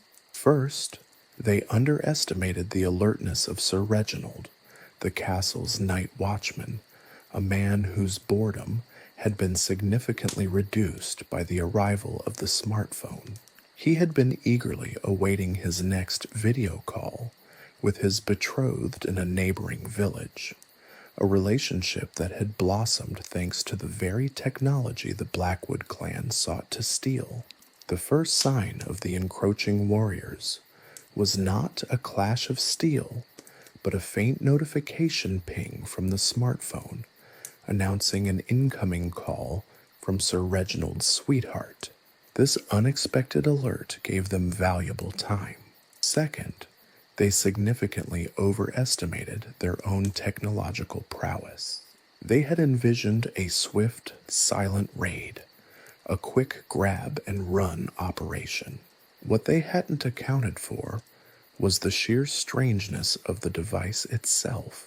As Gorok attempted to seize the smartphone from Princess Adelina, who was trying to maintain a weak signal connection with the merchant Thomas, the phone, startled by the sudden movement, emitted a series of ear-piercing, high-pitched beeps and then went dark. The abrupt silence was more alarming than any battle cry. The princess's horrified gasp echoed through the chamber. Gorok, startled by the unearthly sounds and sudden darkness, stumbled back, nearly knocking over a strategically placed suit of armor, which then proceeded to clang to the floor with a sound louder than any war horn. The ensuing chaos provided the perfect cover for Thomas and Sir Reginald to retreat with the phone to a safer location. The ensuing chase was a masterclass in comedic juxtaposition. The Blackwood warriors, accustomed to the brutal efficiency of hand-to-hand combat, found themselves hopelessly outmatched in this new domain of digital warfare. Their swords and axes were useless against the intangible enemy of a rapidly depleting battery life. Sir Reginald, armed with a surprisingly effective slingshot and fueled by the need to protect his long-distance relationship, used the darkness to his advantage, pelting the attackers with rocks, causing more chaos than any well-aimed sword thrust. The chase wound through the castle's labyrinthine corridors and courtyards, a bizarre ballet of medieval weaponry and futuristic technology. Gorok, his dark armor making him resemble a hulking shadow, slipped on a discarded length of discarded chainmail, sending him sprawling. Meanwhile, a particularly zealous warrior tripped over a tapestry depicting a particularly unflattering portrait of the king, causing a loud rip, followed by the irate cries of the royal chambermaid. The princess, meanwhile, proved to be surprisingly adept at deploying the smartphone as a weapon. Holding it aloft like a magical amulet, she used the light from the screen to temporarily blind her pursuers. It was less effective than a sword, but far more bizarre and far more surprising. The sight of the princess, normally known for her delicate grace, brandishing a smartphone like a weapon, became the stuff of legend. Thomas, having recovered from his initial shock, acted as a strategist, using his knowledge of the castle's layout to skillfully evade the lumbering attackers. He deployed the princess and the knights with tactical brilliance. His commands shouted amidst the sounds of clashing armor, panicked shouts, and the ever-present whirring of the smartphone as it slowly, agonizingly charged. The battle reached a climax in the castle kitchen, a scene of epic proportions. Pots and pans flew like projectiles. Ingredients were flung like grenades. Gorok, cornered and desperate, attempted to smash the smartphone to pieces, viewing the device's destruction as the only way to ensure their clan's safety. However, Sir Lancelot, seizing an opportunity, leapt into the fray and inadvertently knocked the phone into a bucket of freshly whipped cream. The impact and the sudden creamy bath somehow seemed to miraculously boost the signal. A sudden surge of power coursed through the device. The screen displayed a near perfect connection. As Gorok stood baffled, staring at the screen, the very device he sought to destroy appeared to be mocking him.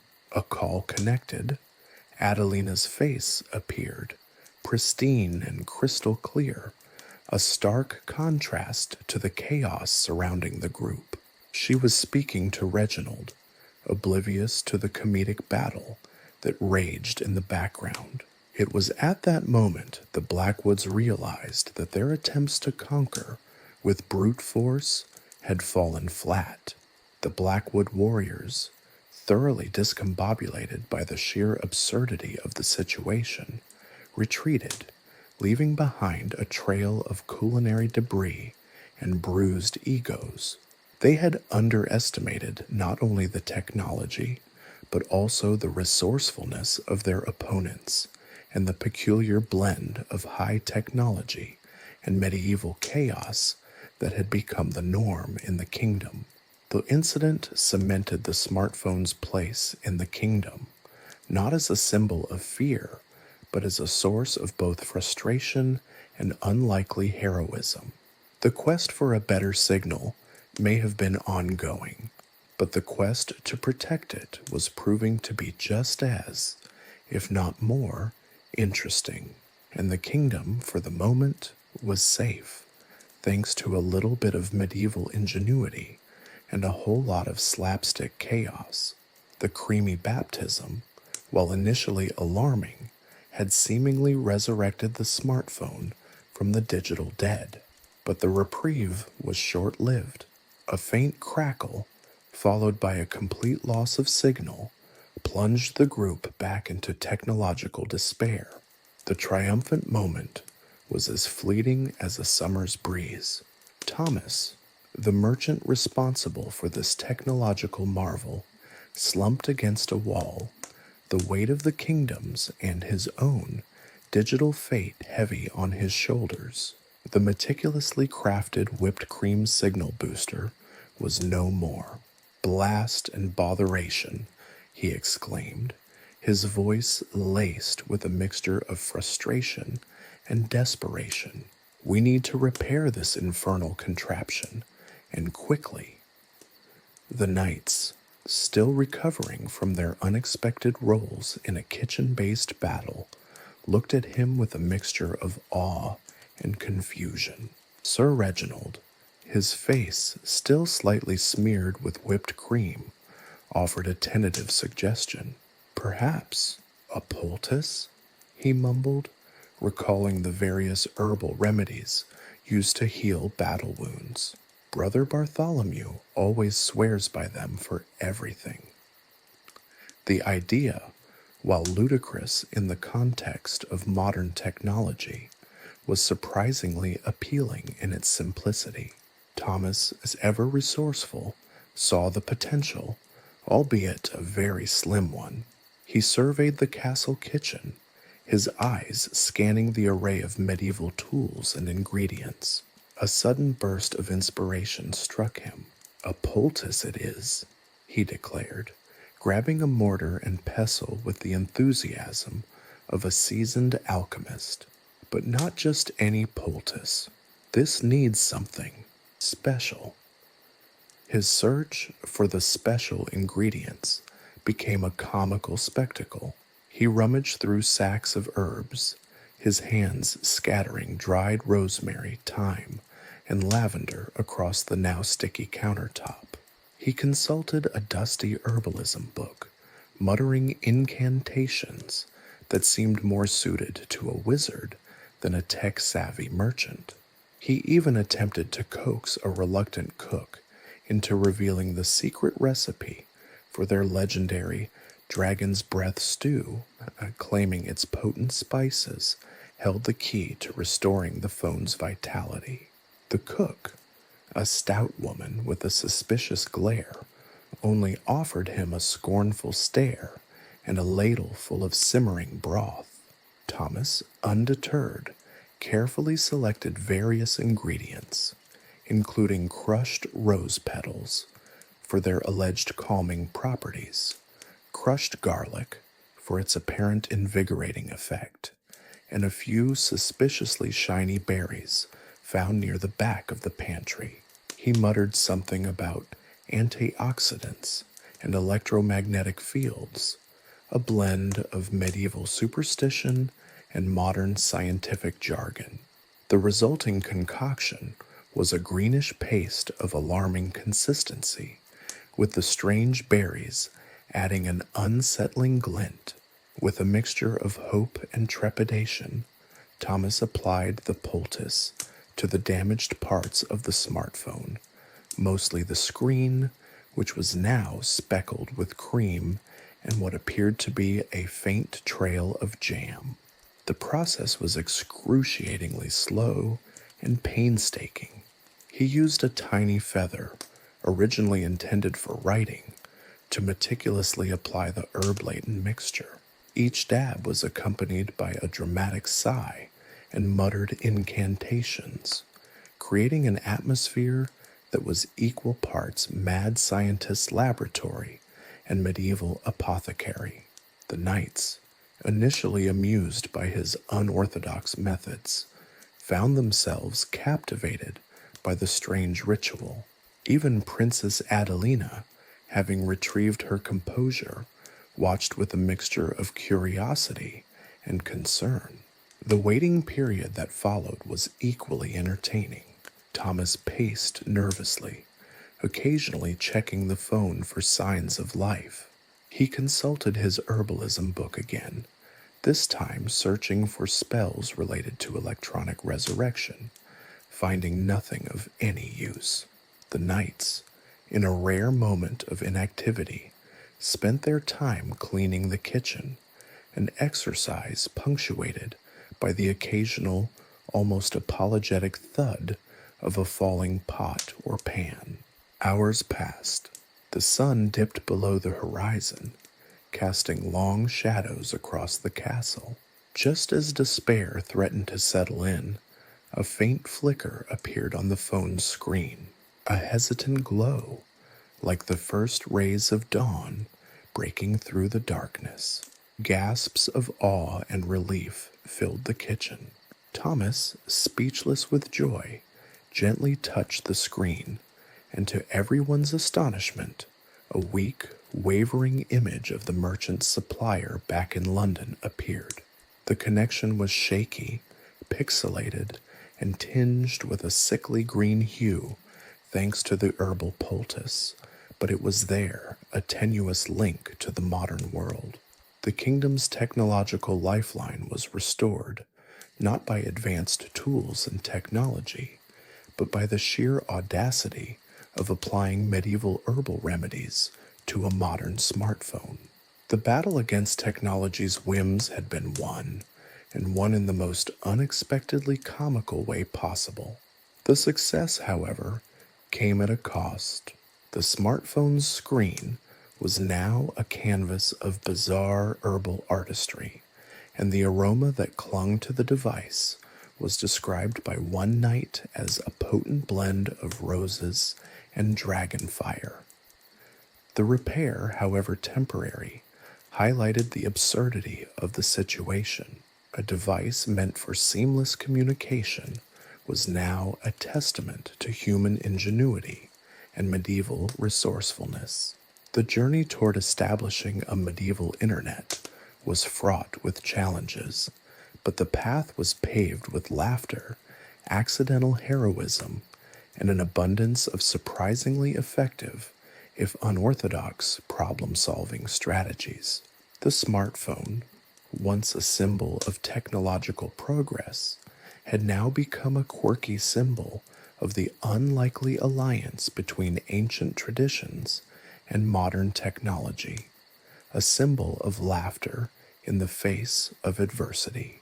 The challenges were far from over, but the kingdom for now was connected, and Thomas, covered in a strange herbal paste, was hailed as a technological hero, proof that even in the most unexpected circumstances, a bit of improvisation and a dash of medieval charm can save the day. The legend of the herb-healed smartphone began to spread, another testament to the strange and wondrous world where medieval life met cutting-edge technology. The future, no doubt, held more trials and tribulations, more accidental chaos, and many more hilarious attempts at bridging the gap between centuries. But for now, the people of the kingdom could rest easy, at least until the next technological catastrophe. Of course, the ongoing quest for a reliable signal, it seemed, would continue to offer a never-ending supply of both comedic situations and unexpected solutions. The fragile connection, flickering like a dying candle flame, threatened to extinguish once more. Thomas, his fingers stained green and smelling faintly of dragon's breath stew, watched with bated breath as the image of his supplier in London dissolved into a chaotic swirl of pixels. The herbal poultice, while a marvel of unexpected ingenuity, had proven to be a temporary fix at best. Despair threatened to engulf him once more, heavier than the weight of a full suit of plate armor. Just as he was about to succumb to the inevitable, a figure emerged from the shadows of the castle kitchen. An old woman, her face etched with the wisdom of centuries, her eyes twinkling with an uncanny light, approached him with a slow, deliberate gait. She wore a simple, worn gown, but her presence commanded attention, radiating an aura of quiet power. This was Ilara, the castle's herbalist, a woman known for her unconventional methods and even more unconventional knowledge. "I have observed your endeavors," she said, her voice a low, melodious hum. "This device, it is not merely a tool, but a conduit, a vessel for whispers across the vastness." She gestured towards the smartphone, her eyes gleaming with an intensity that suggested she saw something far beyond its technological capabilities. "It hums with a strange magic, a potent energy." Thomas, initially hesitant, found himself drawn to her calm demeanor. He explained the situation, the frantic attempts to restore the connection, the unexpected success, and the subsequent failure of the herbal poultice. Ilara listened patiently, nodding occasionally, her eyes never leaving the phone. The herbs, while potent, lack the necessary grounding, she explained, her words carrying a mystical undercurrent. "This device needs more than just physical mending.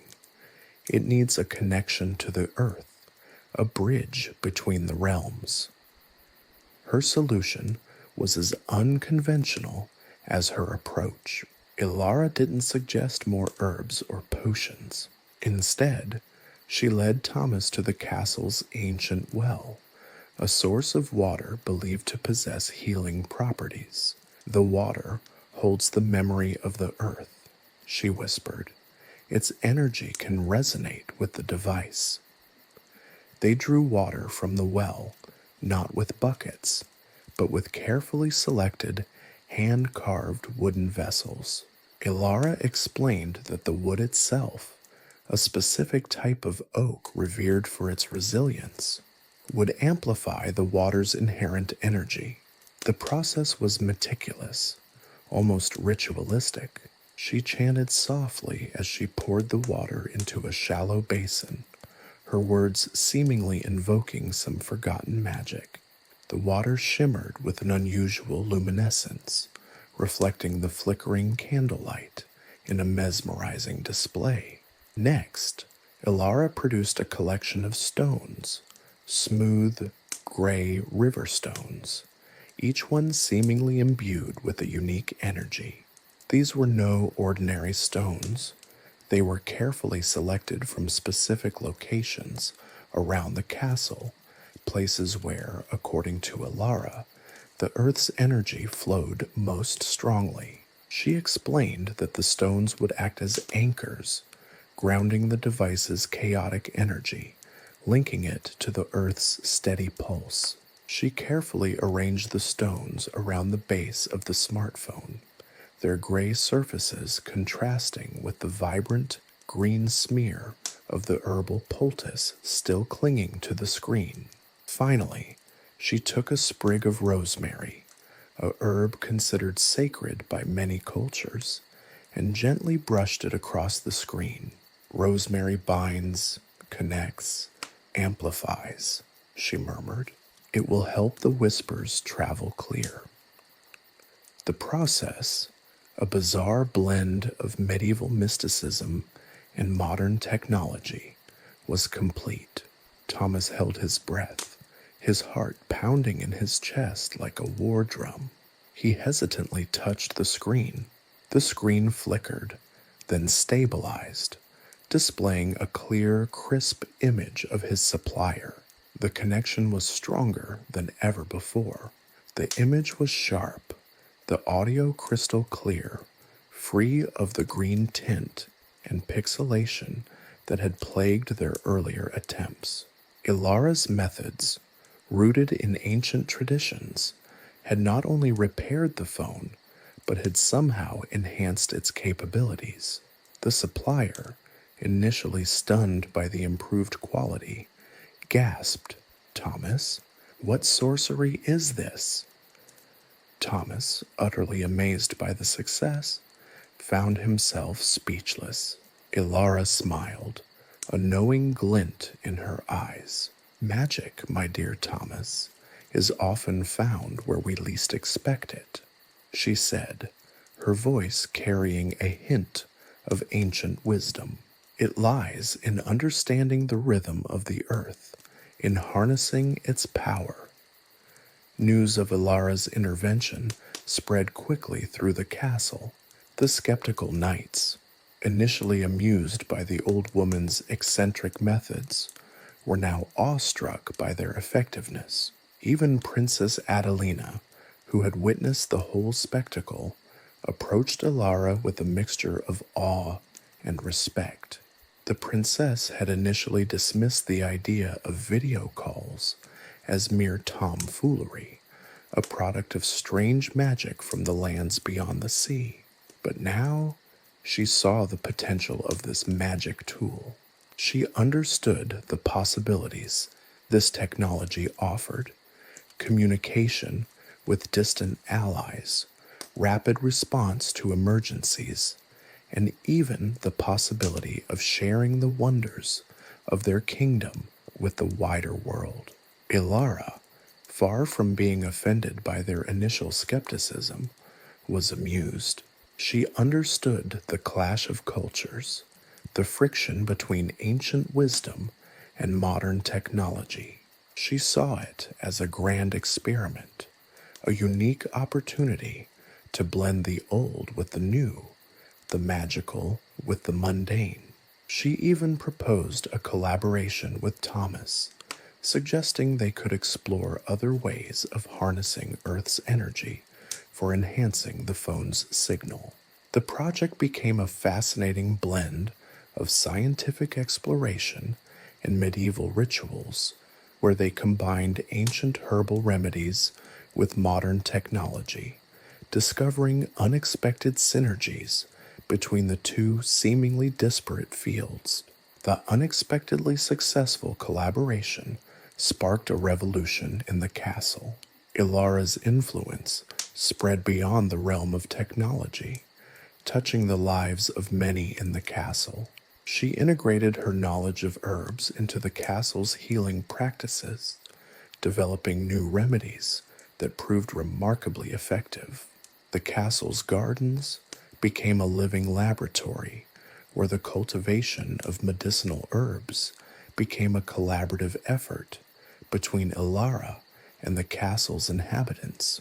The kingdom was not only connected digitally, but also spiritually, thanks to the wisdom of an old woman and the ingenuity of a modern-day merchant. The legend of the herb-healed smartphone continued to grow, evolving from a tale of accidental success into a symbol of unity and collaboration. It underscored the surprising power of combining ancient wisdom with modern innovation, transforming the realm of communication and proving once and for all that even in the most unexpected of circumstances, humor, ingenuity, and a little bit of medieval magic can save the day. The journey to establish a medieval internet continued, but the path was now illuminated not only by the flickering glow of a screen, but also by the warmth of a shared purpose and the surprising power of collaboration. The unlikely alliance between a tech-savvy merchant and a mystical herbalist stood as a testament to the boundless possibilities arising from the convergence of ancient traditions and cutting-edge technology, reminding everyone that innovation often blossoms at the intersection of seemingly opposite worlds. The initial euphoria surrounding the miraculously restored connection soon faded as the practical realities of medieval video calling set in. The sheer unreliability of the signal, dependent on a precarious balance of earth energy and ancient herbs, became a constant source of frustration. One moment, Thomas would be engaged in a lively conversation with his London supplier, haggling over the price of rare spices. The next, the screen would be a blizzard of static, leaving him sputtering into the void. These technological tribulations became a daily ritual, a comedic dance between hope and despair. Attempts to schedule video calls with other merchants often ended in chaotic misunderstandings. The concept of time zones, a modern convenience, was utterly lost on his medieval counterparts. A scheduled meeting at noon, according to Thomas's phone, might coincide with the pre-dinner feasting preparations in another castle, leaving him talking to an empty chair or a bewildered kitchen staff. The knights, initially intrigued by the magic mirror, became increasingly impatient with the erratic nature of the device. Sir Reginald, a burly warrior known for his impulsive nature, had a particularly memorable encounter. In the midst of a crucial negotiation with a neighboring lord regarding a disputed territory, the video call abruptly cut out, just as Thomas was about to present a crucial piece of evidence. Sir Reginald, convinced the devil's mirror was sabotaging him, nearly smashed the phone against a nearby wall, only to be restrained by Thomas and several less impetuous colleagues. The Princess Adelina, meanwhile, had started to embrace the possibilities of the technology. She saw it not just as a means of communication, but as a powerful tool for diplomacy. The idea of conducting negotiations with distant kingdoms without the need for arduous journeys filled her with excitement. However, her enthusiasm was often tempered by the phone's unpredictable behavior. A planned virtual summit with the King of Francia had to be postponed indefinitely due to a series of mysterious signal dropouts, causing a diplomatic incident that required a physical envoy to rectify. The challenges were not merely technological. The cultural clash between ancient traditions and modern technology created unexpected obstacles. The concept of a meeting was alien to the medieval mindset. Knights struggled to understand the etiquette of virtual conferences, often interrupting Thomas mid-sentence with boisterous pronouncements or requests for ale. The idea of muting one's microphone was met with confusion, leading to a cacophony of overlapping conversations during virtual gatherings. The language barrier also presented a significant hurdle. The medieval vocabulary proved woefully inadequate to describe the complexities of modern technology. Explaining a pixel or a bandwidth issue often resulted in blank stares and bewildered expressions. Thomas found himself resorting to elaborate metaphors and gestures to convey simple technical concepts, often to hilarious and frustrating effect. His attempts to explain the concept of a software update resulted in a near riot when he accidentally implied that the phone was possessed by a mischievous spirit. Even the simplest tasks presented unforeseen challenges. Finding a reliable power source proved to be a monumental task. Candles provided insufficient power, while the castle's rudimentary generators were too unreliable and too dangerous to use consistently. The reliance on the Earth's energy, as channeled by Alara's mystical methods, made the device susceptible to environmental factors, including the infamous medieval weather, which ranged from scorching sun to torrential downpours with little to no warning. The frequent breakdowns of the smartphone forced Thomas and his medieval companions to confront their inherent biases. The knights, initially dismissive of the technology, began to appreciate its potential. They started to recognize the efficiency of communication by video call. The time and the effort saved compared to physically traveling to other castles for meetings was considerable. Similarly, Thomas began to appreciate the wisdom of medieval traditions. Ilara's knowledge of herbs and earth energies, initially perceived as archaic and irrelevant, proved to be vital for maintaining the connection. He discovered that understanding the natural world was as essential as understanding technology. Their shared experiences fostered a newfound respect for each other's methods. The combination of ancient wisdom and modern technology, while chaotic and unreliable at times, ultimately became a source of strength and innovation. The struggles they faced together forged a unique bond, strengthening their resolve to overcome the technological challenges and establishing, however imperfectly, a working medieval internet. The constant breakdowns and hilarious misunderstandings created a bond of shared frustration and, surprisingly, laughter. The knights began telling tales of their misadventures with the magic mirror, transforming these technological tribulations into humorous anecdotes. The castle's common room often echoed with the sounds of laughter as Thomas recounted his efforts to explain a blue screen of death to a group of skeptical warriors. The collaborative effort to maintain the smartphone became a symbol of unity in the castle. It brought together people from vastly different backgrounds, fostering mutual understanding and respect. Even the initially skeptical castle staff became involved, using their collective knowledge and ingenuity to solve the challenges presented by this unusual device.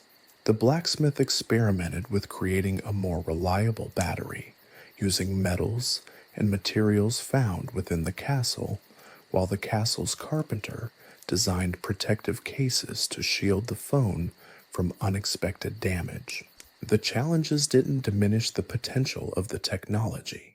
Even with the constant interruptions and mishaps, the ability to communicate across vast distances transformed the lives of Thomas and his medieval companions.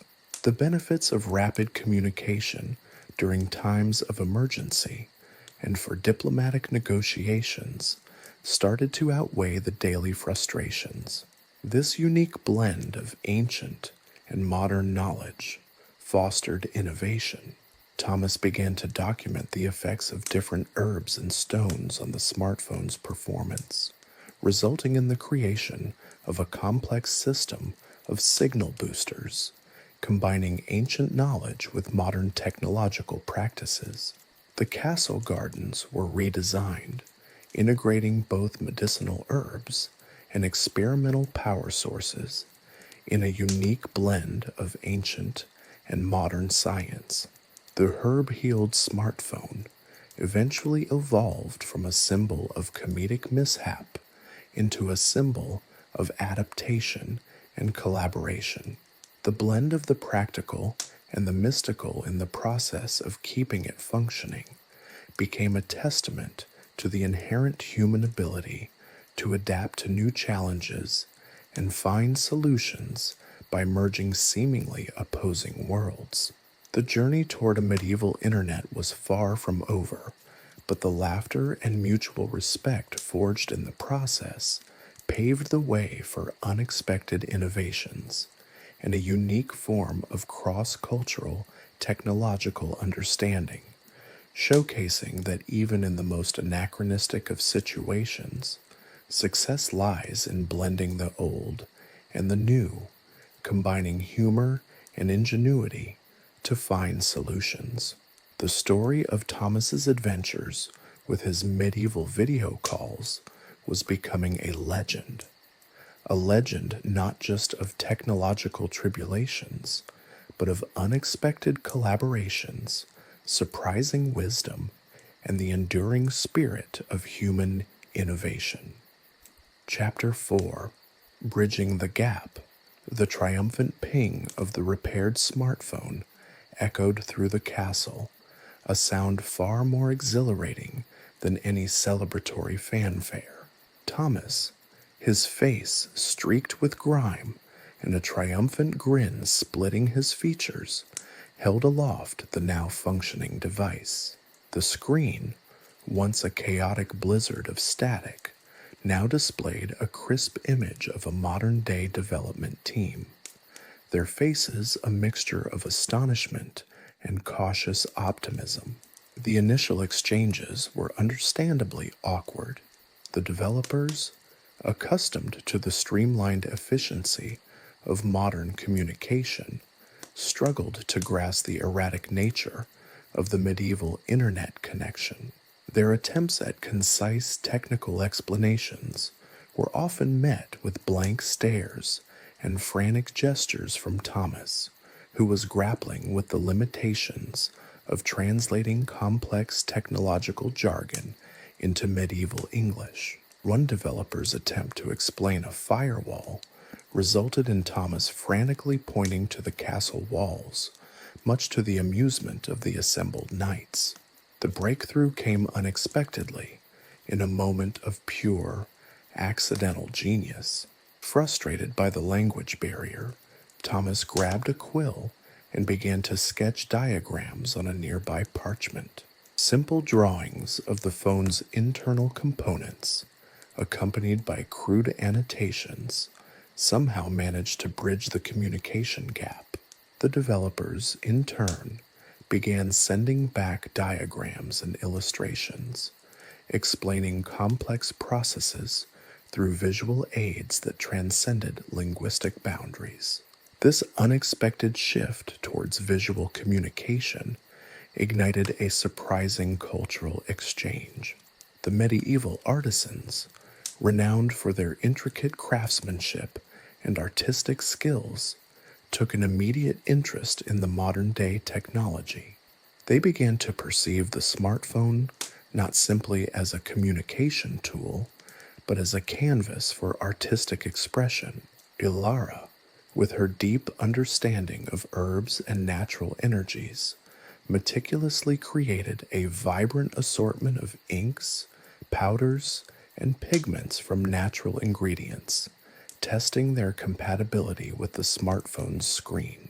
She began using the device to create breathtaking digital paintings, showcasing both the phone's technology and her artistic talents.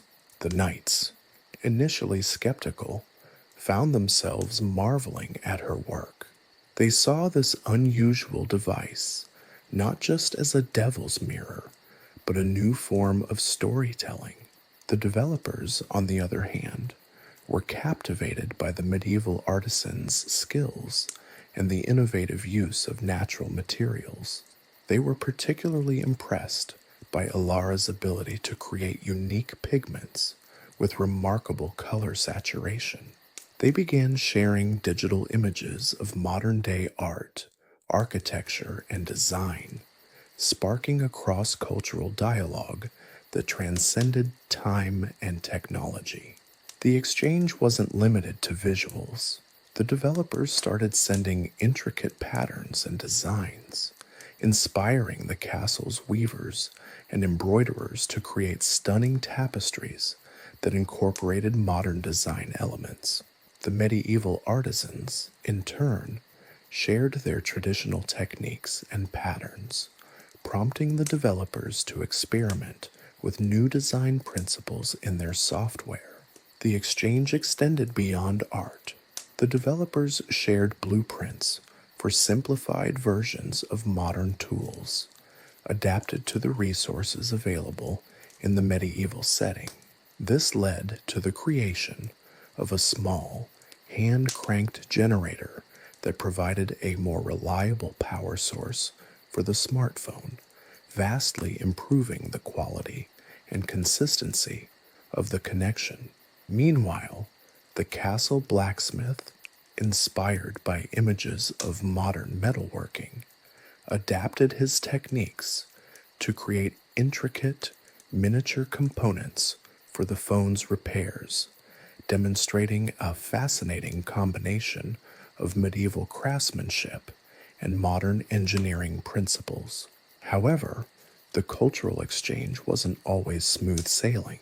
Misunderstandings still occurred, but they were now approached with a newfound sense of humor and mutual understanding. One particular incident involved misunderstanding of the concept of emoji. The developers sent a series of emojis representing different emotions, which the knights interpreted as a secret code or perhaps an ancient form of divination. This led to a hilarious debate involving several learned scholars who offered a variety of elaborate, entirely inaccurate interpretations of the seemingly simple digital icons. The unexpected cultural blending extended to the culinary arts. The developers, intrigued by medieval recipes, shared images of modern culinary techniques, inspiring the castle chef to create a new menu incorporating both medieval and modern flavors. The results were a surprising success, resulting in a celebratory feast where modern and medieval culinary traditions seamlessly merged. Perhaps the most profound outcome of this technological and cultural exchange was the unexpected bond between Thomas and the development team. Thomas, initially viewed as an oddity by the developers, became a trusted colleague, an invaluable resource bridging the communication gap. His insights into medieval customs and traditions were invaluable, helping the developers create user-friendly interfaces for the medieval context. The developers, in return, shared their expertise, guiding Thomas through the intricacies of the smartphone's operation and providing valuable technical support. Their communication, initially hindered by language and technological challenges, transformed into a collaborative partnership, combining the wisdom of the past and the innovations of the future. The connection, though still prone to occasional glitches and the unpredictable nature of medieval energy, proved far more resilient and reliable than anyone had anticipated. It became a symbol of successful cross-cultural exchange, illustrating the extraordinary potential of communication regardless of time or technology. The story of the medieval internet, originally conceived as a humorous exploration of technological mishaps, had evolved into a powerful narrative about bridging cultural gaps, fostering collaboration, and celebrating the remarkable ingenuity of humanity across centuries. The laughter still echoed through the castle, But now it was a laughter of shared experience, mutual respect, and the awe-inspiring realization that even the most improbable connections can lead to unexpected discoveries, creative collaborations, and enduring friendships. The journey of bridging the gap was far from over, but the path was now illuminated by a newfound understanding and a shared sense of purpose, a testament to the power of communication, innovation, and the enduring humor of human endeavor. The laughter, the ingenuity, and the unexpected friendships were a testament to the enduring human spirit, proving that even a medieval internet, however chaotic, could foster connections that transcended time and technology.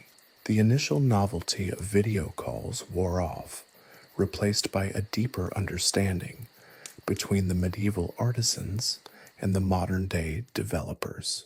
The smartphone, once a source of bewilderment and occasional frustration, had become a shared space, a digital hearth around which both cultures gathered. Ilara, initially hesitant, became a digital virtuoso, her paintings evolving from simple botanical studies to intricate depictions of futuristic cities, seamlessly blending the flora of the medieval landscape with the sleek lines of modern architecture. The knights, initially skeptical, now eagerly awaited her latest creations, using them to decorate their chambers and share them with neighboring castles, sparking a surprising trend across the land. The Devil's Mirror, as they had initially called it, was now considered a powerful tool of storytelling, a window onto a world both fantastical and strangely familiar. The developers, inspired by Ilara's work, began experimenting with new software, developing intuitive tools for digital painting and design that were surprisingly user-friendly, even for those with no prior experience. They adapted the user interface to resemble the parchment and quill, incorporating medieval design principles into the digital space. The result was a harmonious blend of ancient craftsmanship and modern technology, resulting in a truly unique form of artistic expression. The digital paintings weren't just pictures, they were stories, visual poems, tales whispered across time, bridging the chasm between centuries. They were a testament to the universality of human creativity, proving that the artistic impulse transcends time, culture, and technology. The exchange wasn't solely artistic. The developers, initially focused on troubleshooting the connectivity issues, now found themselves immersed in a vibrant exchange of knowledge. They shared blueprints of simplified tools and machines adapted for the limited resources available in the medieval world. They taught the blacksmiths new techniques in metalworking, inspired by images of modern engineering marvels. The blacksmiths, in return, shared their centuries-old knowledge of metallurgy, demonstrating the incredible strength and resilience of medieval steel, a knowledge that proved surprisingly useful in developing more robust cases for the smartphones. The collaboration between these vastly different skill sets led to unexpected innovations, creating tools that were both functional and beautiful. They were a testament to the power of collaboration, to the insights that arise from combining different perspectives. This cross-cultural collaboration was not just about technology, but about understanding and adapting, a dance between the past and future. The impact extended to the castle's daily life. The smartphone became a tool for managing resources, tracking the harvest, organizing the distribution of supplies and maintaining communication across different parts of the castle complex. The knights, initially slow to adapt, discovered the power of using the smartphone for coordinating patrols, monitoring the castle's defenses, and even playing elaborate games of strategy, a far cry from their usual chess games. They became surprisingly adept at using the technology, their military minds readily grasping the strategic potential of this new communication tool. The digital maps and tracking systems were a great improvement, making the castle more efficient and less reliant on cumbersome systems. The speed and efficiency that this newfound technology introduced to castle operations was remarkable, a far cry from the traditional methods. Even the castle's culinary scene underwent a transformation. The chef, inspired by images of modern cuisine, began experimenting with new flavors and techniques, adapting modern recipes to the resources available in the medieval world. The result was a delightful mix of old and new culinary traditions, creating a unique fusion cuisine that was both familiar and exciting. This fusion cuisine became a culinary testament to this unexpected bridge between centuries, a celebration of the diverse flavors and culinary innovation. The castle feasts became even more extravagant, celebrating the unexpected harmony between technology and the culinary arts. However, the path wasn't always smooth.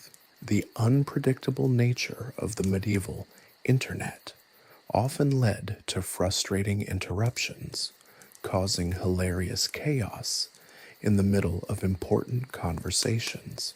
One particularly memorable incident involved a crucial negotiation between the king and a neighboring lord, abruptly interrupted by a sudden loss of signal.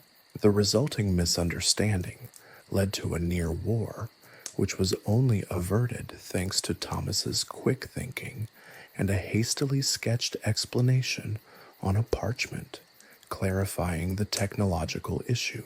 This provided a healthy dose of humor, reminding everyone of the limitations and unexpected nature of this technological experiment. The humor surrounding these technical glitches created a more cohesive and resilient relationship. One might imagine the exasperated sighs and frantic gestures of the modern developers attempting to explain the intricacies of buffering to a group of bewildered knights. Their attempts to describe the concept of a software update led to many a hilarious exchange, with the knights imagining mystical rites or magical incantations. These humorous cultural collisions became cherished memories, further solidifying the bond between the two vastly different cultures. The legacy of the mirror, as it had become known, was not simply a technological breakthrough, but a cultural transformation. It fostered a unique collaboration, leading to a better understanding of the commonalities of human ingenuity and inventiveness, regardless of the historical period. It demonstrated that the desire to connect, to share, and to learn is a universal human trait, transcending the boundaries of time and technology. The laughter shared, the challenges overcome, the unexpected friendships forged. All of these served as a testament to the enduring human spirit. It proved that even the most improbable of collaborations could lead to surprising and innovative breakthroughs. The smartphone, initially viewed as a curious device or even a magical object, became a symbol of understanding and connection. It was a mirror reflecting not just images, but also the shared humanity across centuries. The stories, shared through the device's screen, were not just about technological advancements, but about bridging cultural divides, celebrating the universality of the human experience, and finding humor even in the most improbable situations. The medieval internet had proven to be a bridge, not a barrier, a testament to the human capacity to connect across centuries, and a reminder that even a chaotic medieval internet could lead to enduring friendships and significant discoveries. The lasting impact of this technological anomaly lay not just in its technological innovation, but in its transformative power on the lives of the people who encountered it, their laughter echoing through the castle walls and across the centuries. The legacy of the mirror was a legacy of connection, understanding, and the enduring power of human ingenuity. It was a reminder that progress is not linear, but rather a chaotic, humorous, and ultimately rewarding dance between the past and the future. The success in the castle hadn't dulled the developers' enthusiasm. If anything, it fueled their ambition. They yearned to see the transformative power of their accidental time-traveling phone extend beyond the castle walls. Thomas, ever the pragmatist, suggested the nearby village of Oakhaven, known for its stubborn adherence to tradition and a recent, festering dispute between the older generation clinging to archaic farming methods and the younger who yearned for modernization and innovation. This presented the perfect test case. Could the phone bridge not only centuries, but also generational divides? The journey to Oakhaven was an adventure in itself. The developers, crammed onto a rickety cart pulled by a surprisingly patient ox, were subjected to the full force of medieval travel. The bumpy ride, punctuated by the ox's occasional sighs and the constant chirping of crickets, provided ample opportunity for the developers to bond with Thomas and his companions over shared misery. They debated the merits of suspension systems, comparing the ox cart's shortcomings to the latest advancements in automotive engineering. The medieval villagers, initially suspicious of the strange contraption and the even stranger occupants, warmed up to the sight of the team attempting to navigate the potholed roads.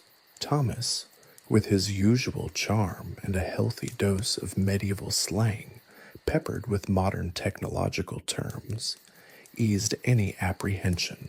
They soon found themselves surrounded by curious onlookers, their questions ranging from the nature of the devil's mirror to the inexplicable properties of the ox's seemingly endless patience.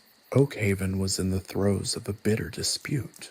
The older generation was staunchly devoted to their ancestral farming methods, refused to adopt the new techniques championed by a handful of younger villagers, leading to dwindling harvests and escalating tensions. The traditional methods, while time-honored, were proving inadequate in the face of changing weather patterns and increased demands for food. The rift between the generations had become a chasm, fueled by mistrust and stubborn pride. The village elder, a gruff but ultimately fair man named Old Man Fitzwilliam, had tried mediation, but his attempts had failed, leaving the village teetering on the brink of collapse. This was where the phone's true potential would be revealed.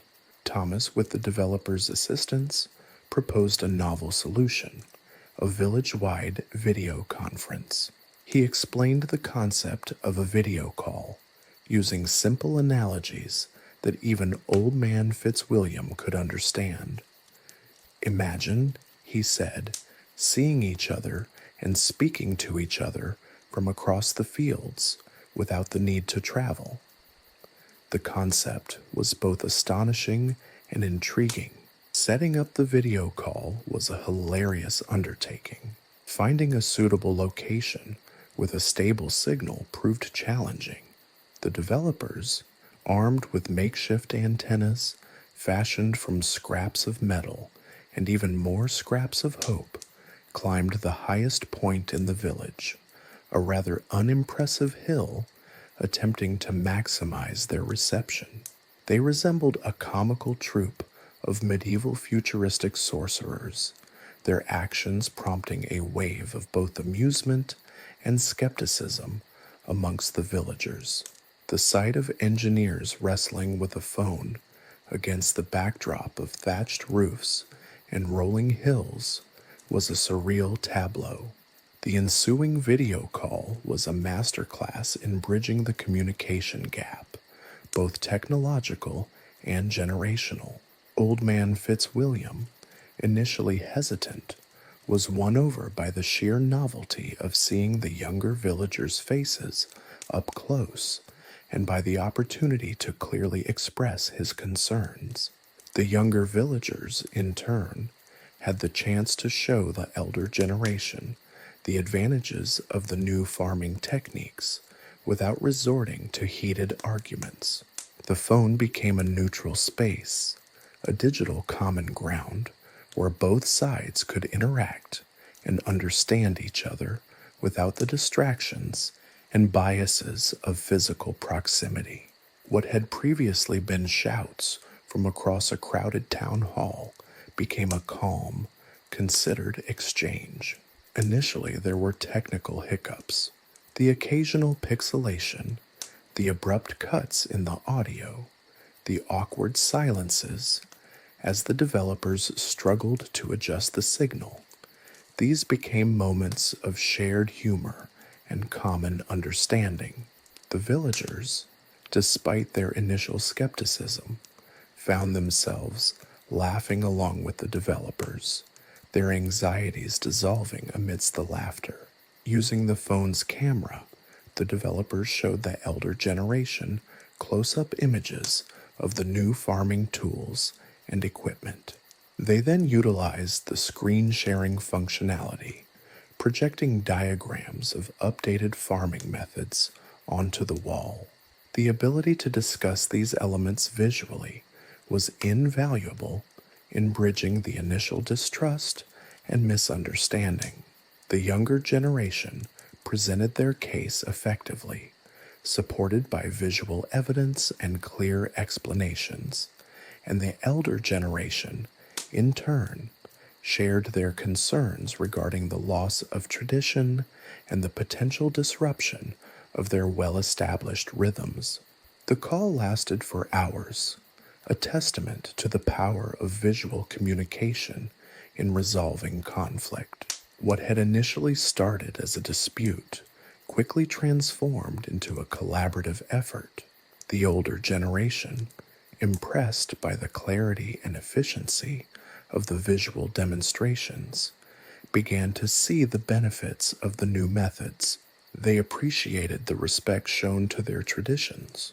The younger generation, too, gained a deeper understanding of the elders' concerns and incorporated some of their traditional techniques into their modern methods. The meeting culminated in a tentative agreement, a blend of traditional wisdom and modern innovation, a compromise that satisfied both generations. The village, once on the brink of collapse, was revitalized by this newfound cooperation. The phone had served as more than just a communication tool. It had become a symbol of reconciliation, a catalyst for a new era of harmony. The legacy of the Devil's Mirror extended beyond the castle walls. Its impact felt in the smallest village, proving its capacity not just to bridge centuries, but to mend generations and rekindle hope. The laughter that followed the resolution echoed through the village, a resounding testament to the unifying power of technology and the enduring resilience of the human spirit. The successful resolution in Oakhaven served as a testament to the phone's transformative power, proving it to be not just a tool of communication, but a catalyst for social and cultural change. The journey back to the castle was filled with a shared sense of accomplishment and the quiet satisfaction of a job well done, with everyone sharing stories, jokes, and a growing feeling that they were part of something truly special. The impact of their little technological miracle was rippling outwards, slowly but surely changing the world, one video call at a time. The journey back to the castle was far less arduous than the journey to Oakhaven. Perhaps it was the buoyant spirits of the team, or perhaps the ox had finally decided to embrace the concept of optimal speed.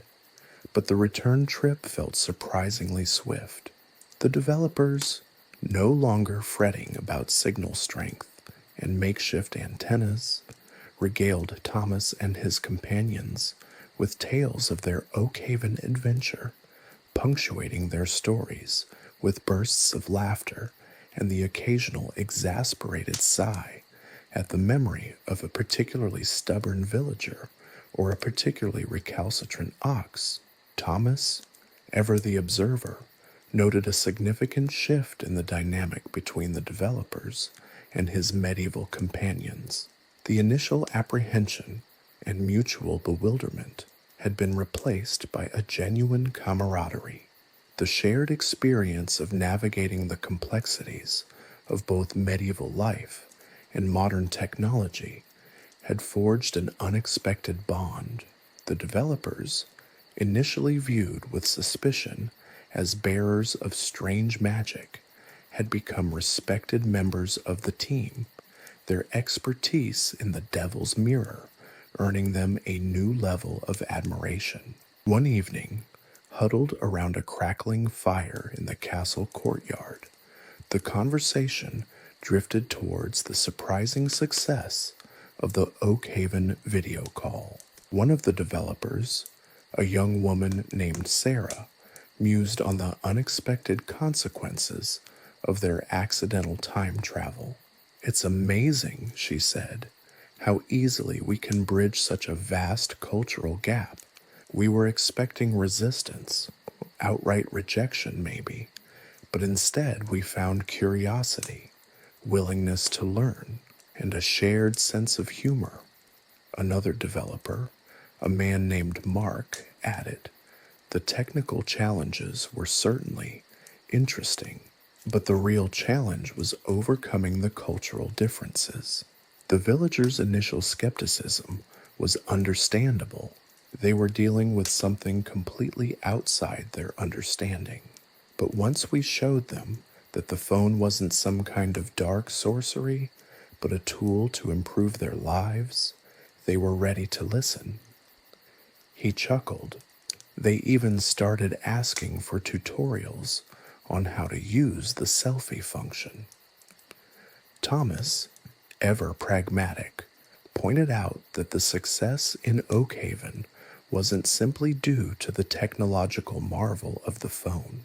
It was the human element, he said, the willingness to communicate, to listen, to understand each other's perspectives that made the difference. The phone provided the platform, but it was the villagers themselves who built the bridge. The discussion then turned to the future. The potential applications of the phone were seemingly limitless.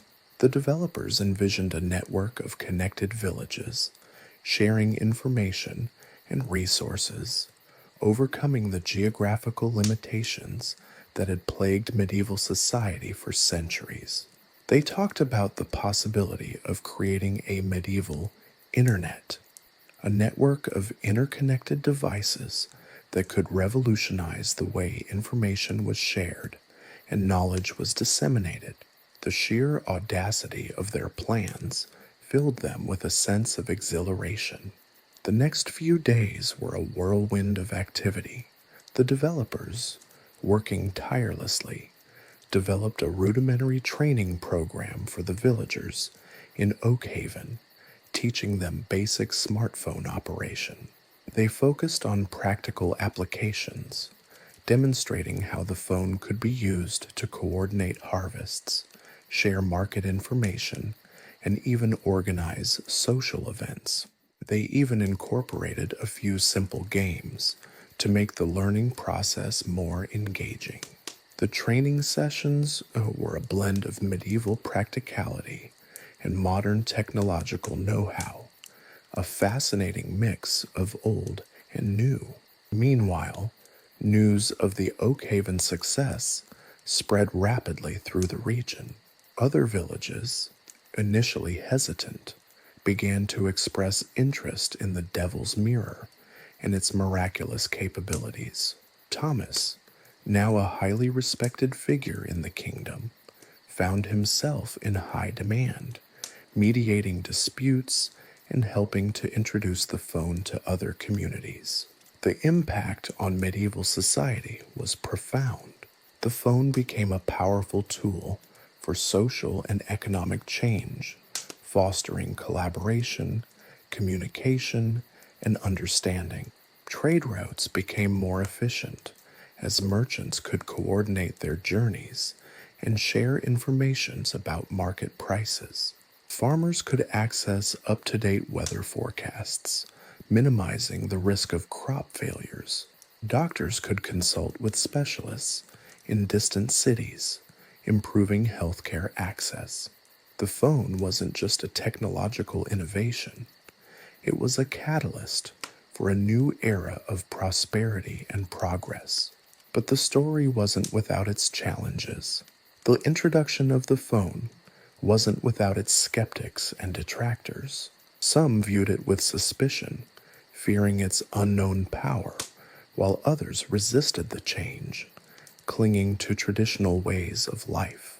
There were inevitable glitches, dropped calls, signal interference, the occasional app crash, but the villagers, with their newfound understanding of technology, were quick to adapt and find creative solutions.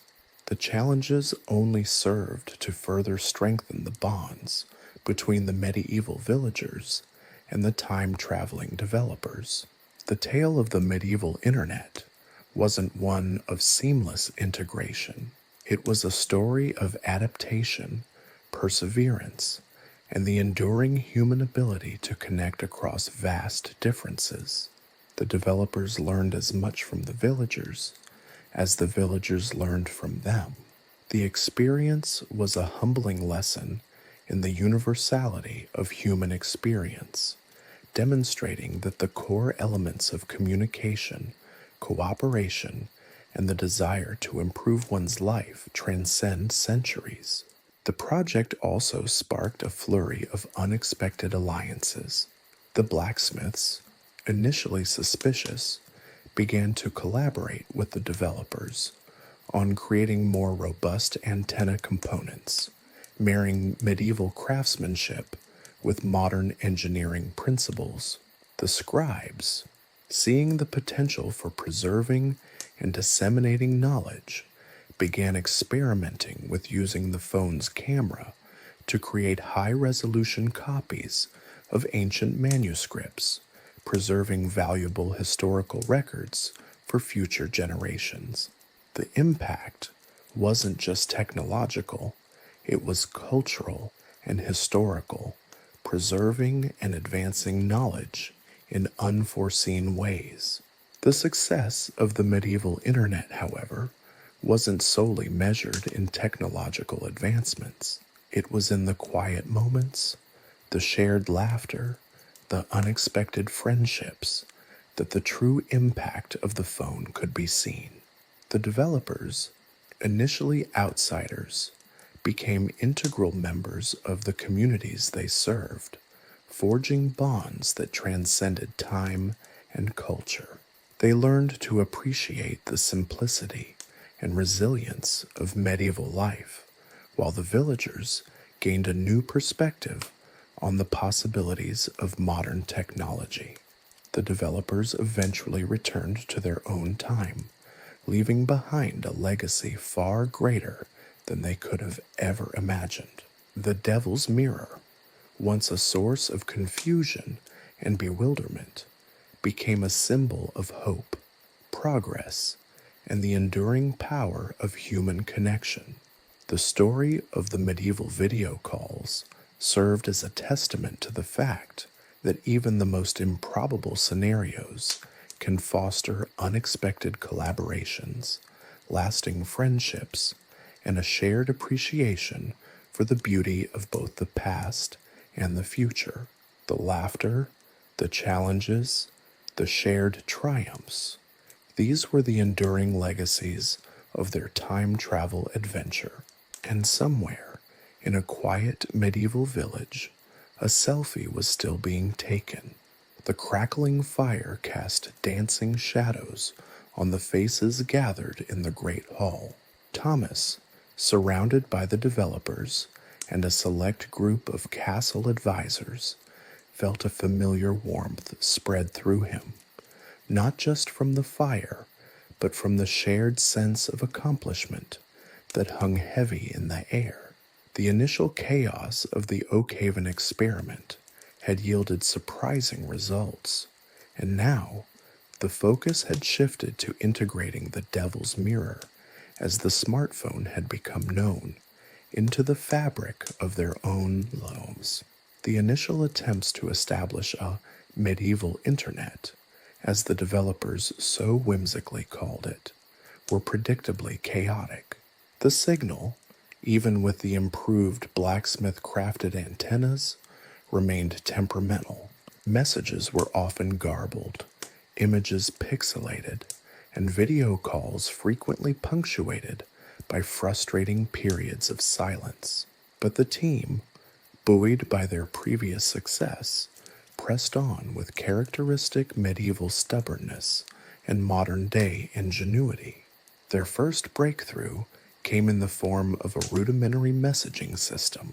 Instead of relying on live video calls, which proved too demanding on the unreliable signal, they developed a system of text-based messages.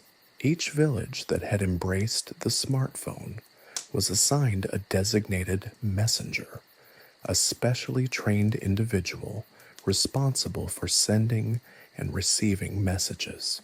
These messengers, initially chosen for their literacy skills, quickly developed a surprisingly sophisticated understanding of the technology. The initial messages were simple: crop reports, market updates, weather forecasts. But as the system matured, the messages grew more complex, reflecting the growing confidence and creativity of the users. They began to share stories, jokes, and even poems, using the technology to forge unexpected connections across the vast distances that had once separated them. The blacksmith, a gruff but surprisingly tech-savvy man named Gareth, played a crucial role in this development. He had taken a particular interest in the phone's internal mechanics, meticulously dissecting discarded components to understand their functions. His insights proved invaluable, allowing the developers to create more robust and reliable devices, tailored to the specific challenges of the medieval environment. Gareth, with his keen eye for detail and his deep understanding of metalwork, devised a clever system for protecting the delicate circuitry of the phones. He fashioned sturdy, leather-bound cases that shielded the devices from the elements and the rough-and-tumble nature of medieval life. He also created custom-designed stands, crafted from intricately carved wood, that allowed the phones to be easily positioned for optimal signal reception. The scribes, initially skeptical of the new technology, were won over by its potential to preserve and disseminate knowledge. They developed a system for digitizing ancient manuscripts, using the phone's camera to create high-resolution images that could be shared across the network. This allowed them to create a virtual library, preserving centuries of accumulated knowledge and making it accessible to scholars across the kingdom. The painstaking work of centuries was now preserved and accessible, a testament to the unlikely partnership of ancient tradition and modern technology. The impact on the kingdom's economy was equally transformative. Merchants, using the messaging system, could coordinate their journeys more efficiently, avoiding costly delays and reducing losses due to spoilage. Farmers could access up-to-date weather information, allowing them to make informed decisions about planting and harvesting, minimizing the risk of crop failures and ensuring greater food security. The overall productivity of the kingdom saw a significant increase. The introduction of this nascent medieval internet wasn't without its challenges. There were the inevitable technical glitches, dropped messages, misinterpreted instructions, the occasional system crash. But the medieval communities, with their innate resilience and resourcefulness, found creative solutions. They developed their own troubleshooting techniques, relying on a combination of intuition, practical experience, and a surprisingly effective system of communal problem solving. The transformation extended beyond the practical. The technology fostered a new sense of community, connecting villages that had previously been isolated and fostering a greater sense of unity and collaboration. Social gatherings, once limited to local events, expanded to encompass entire regions. Festivals and celebrations, organized through the messaging system, brought people together, strengthening social bonds and fostering a sense of shared identity. One particularly memorable event was the Great Harvest Festival, organized through the medieval internet. Villages from across the kingdom participated, sharing their harvest bounty and celebrating the fruits of their collaboration.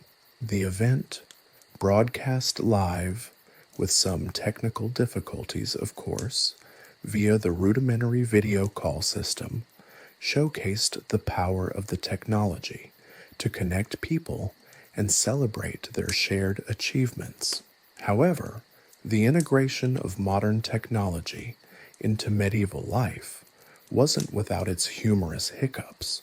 Imagine the scene: a knight, resplendent in full armor, attempting to type a message on a smartphone while simultaneously battling a particularly aggressive goose. Or the scene where a group of noblewomen, huddled around a phone, are utterly captivated by a selfie filter. The juxtaposition of ancient traditions and modern technology was a constant source of amusement, creating a tapestry of unexpected comedic situations. The project wasn't simply about technological advancement. It was about bridging a cultural chasm. The developers learned to appreciate the resilience and resourcefulness of medieval communities. They discovered a deep-seated respect for tradition and a profound understanding of the value of human connection. Meanwhile, the medieval communities, in their turn, were exposed to a new way of thinking, a new way of interacting, and a new appreciation for the power of information and technology. The final scene, a year later, showed Thomas standing on the ramparts of the castle, gazing out at the kingdom below. The sunset painted the landscape in hues of orange and gold, reflecting the warmth and prosperity that had spread throughout the land. The medieval internet, once a whimsical experiment, had become a vital part of the kingdom's infrastructure, a testament to the enduring human capacity for innovation and cooperation. The laughter, the challenges, the triumphs. These were the indelible marks left by the unexpected convergence of two vastly different worlds. And somewhere, in a quiet village, a slightly blurry selfie was being taken, a permanent record of a technological revolution that changed not only the lives of a kingdom, but the way we see the possibilities of collaboration across time.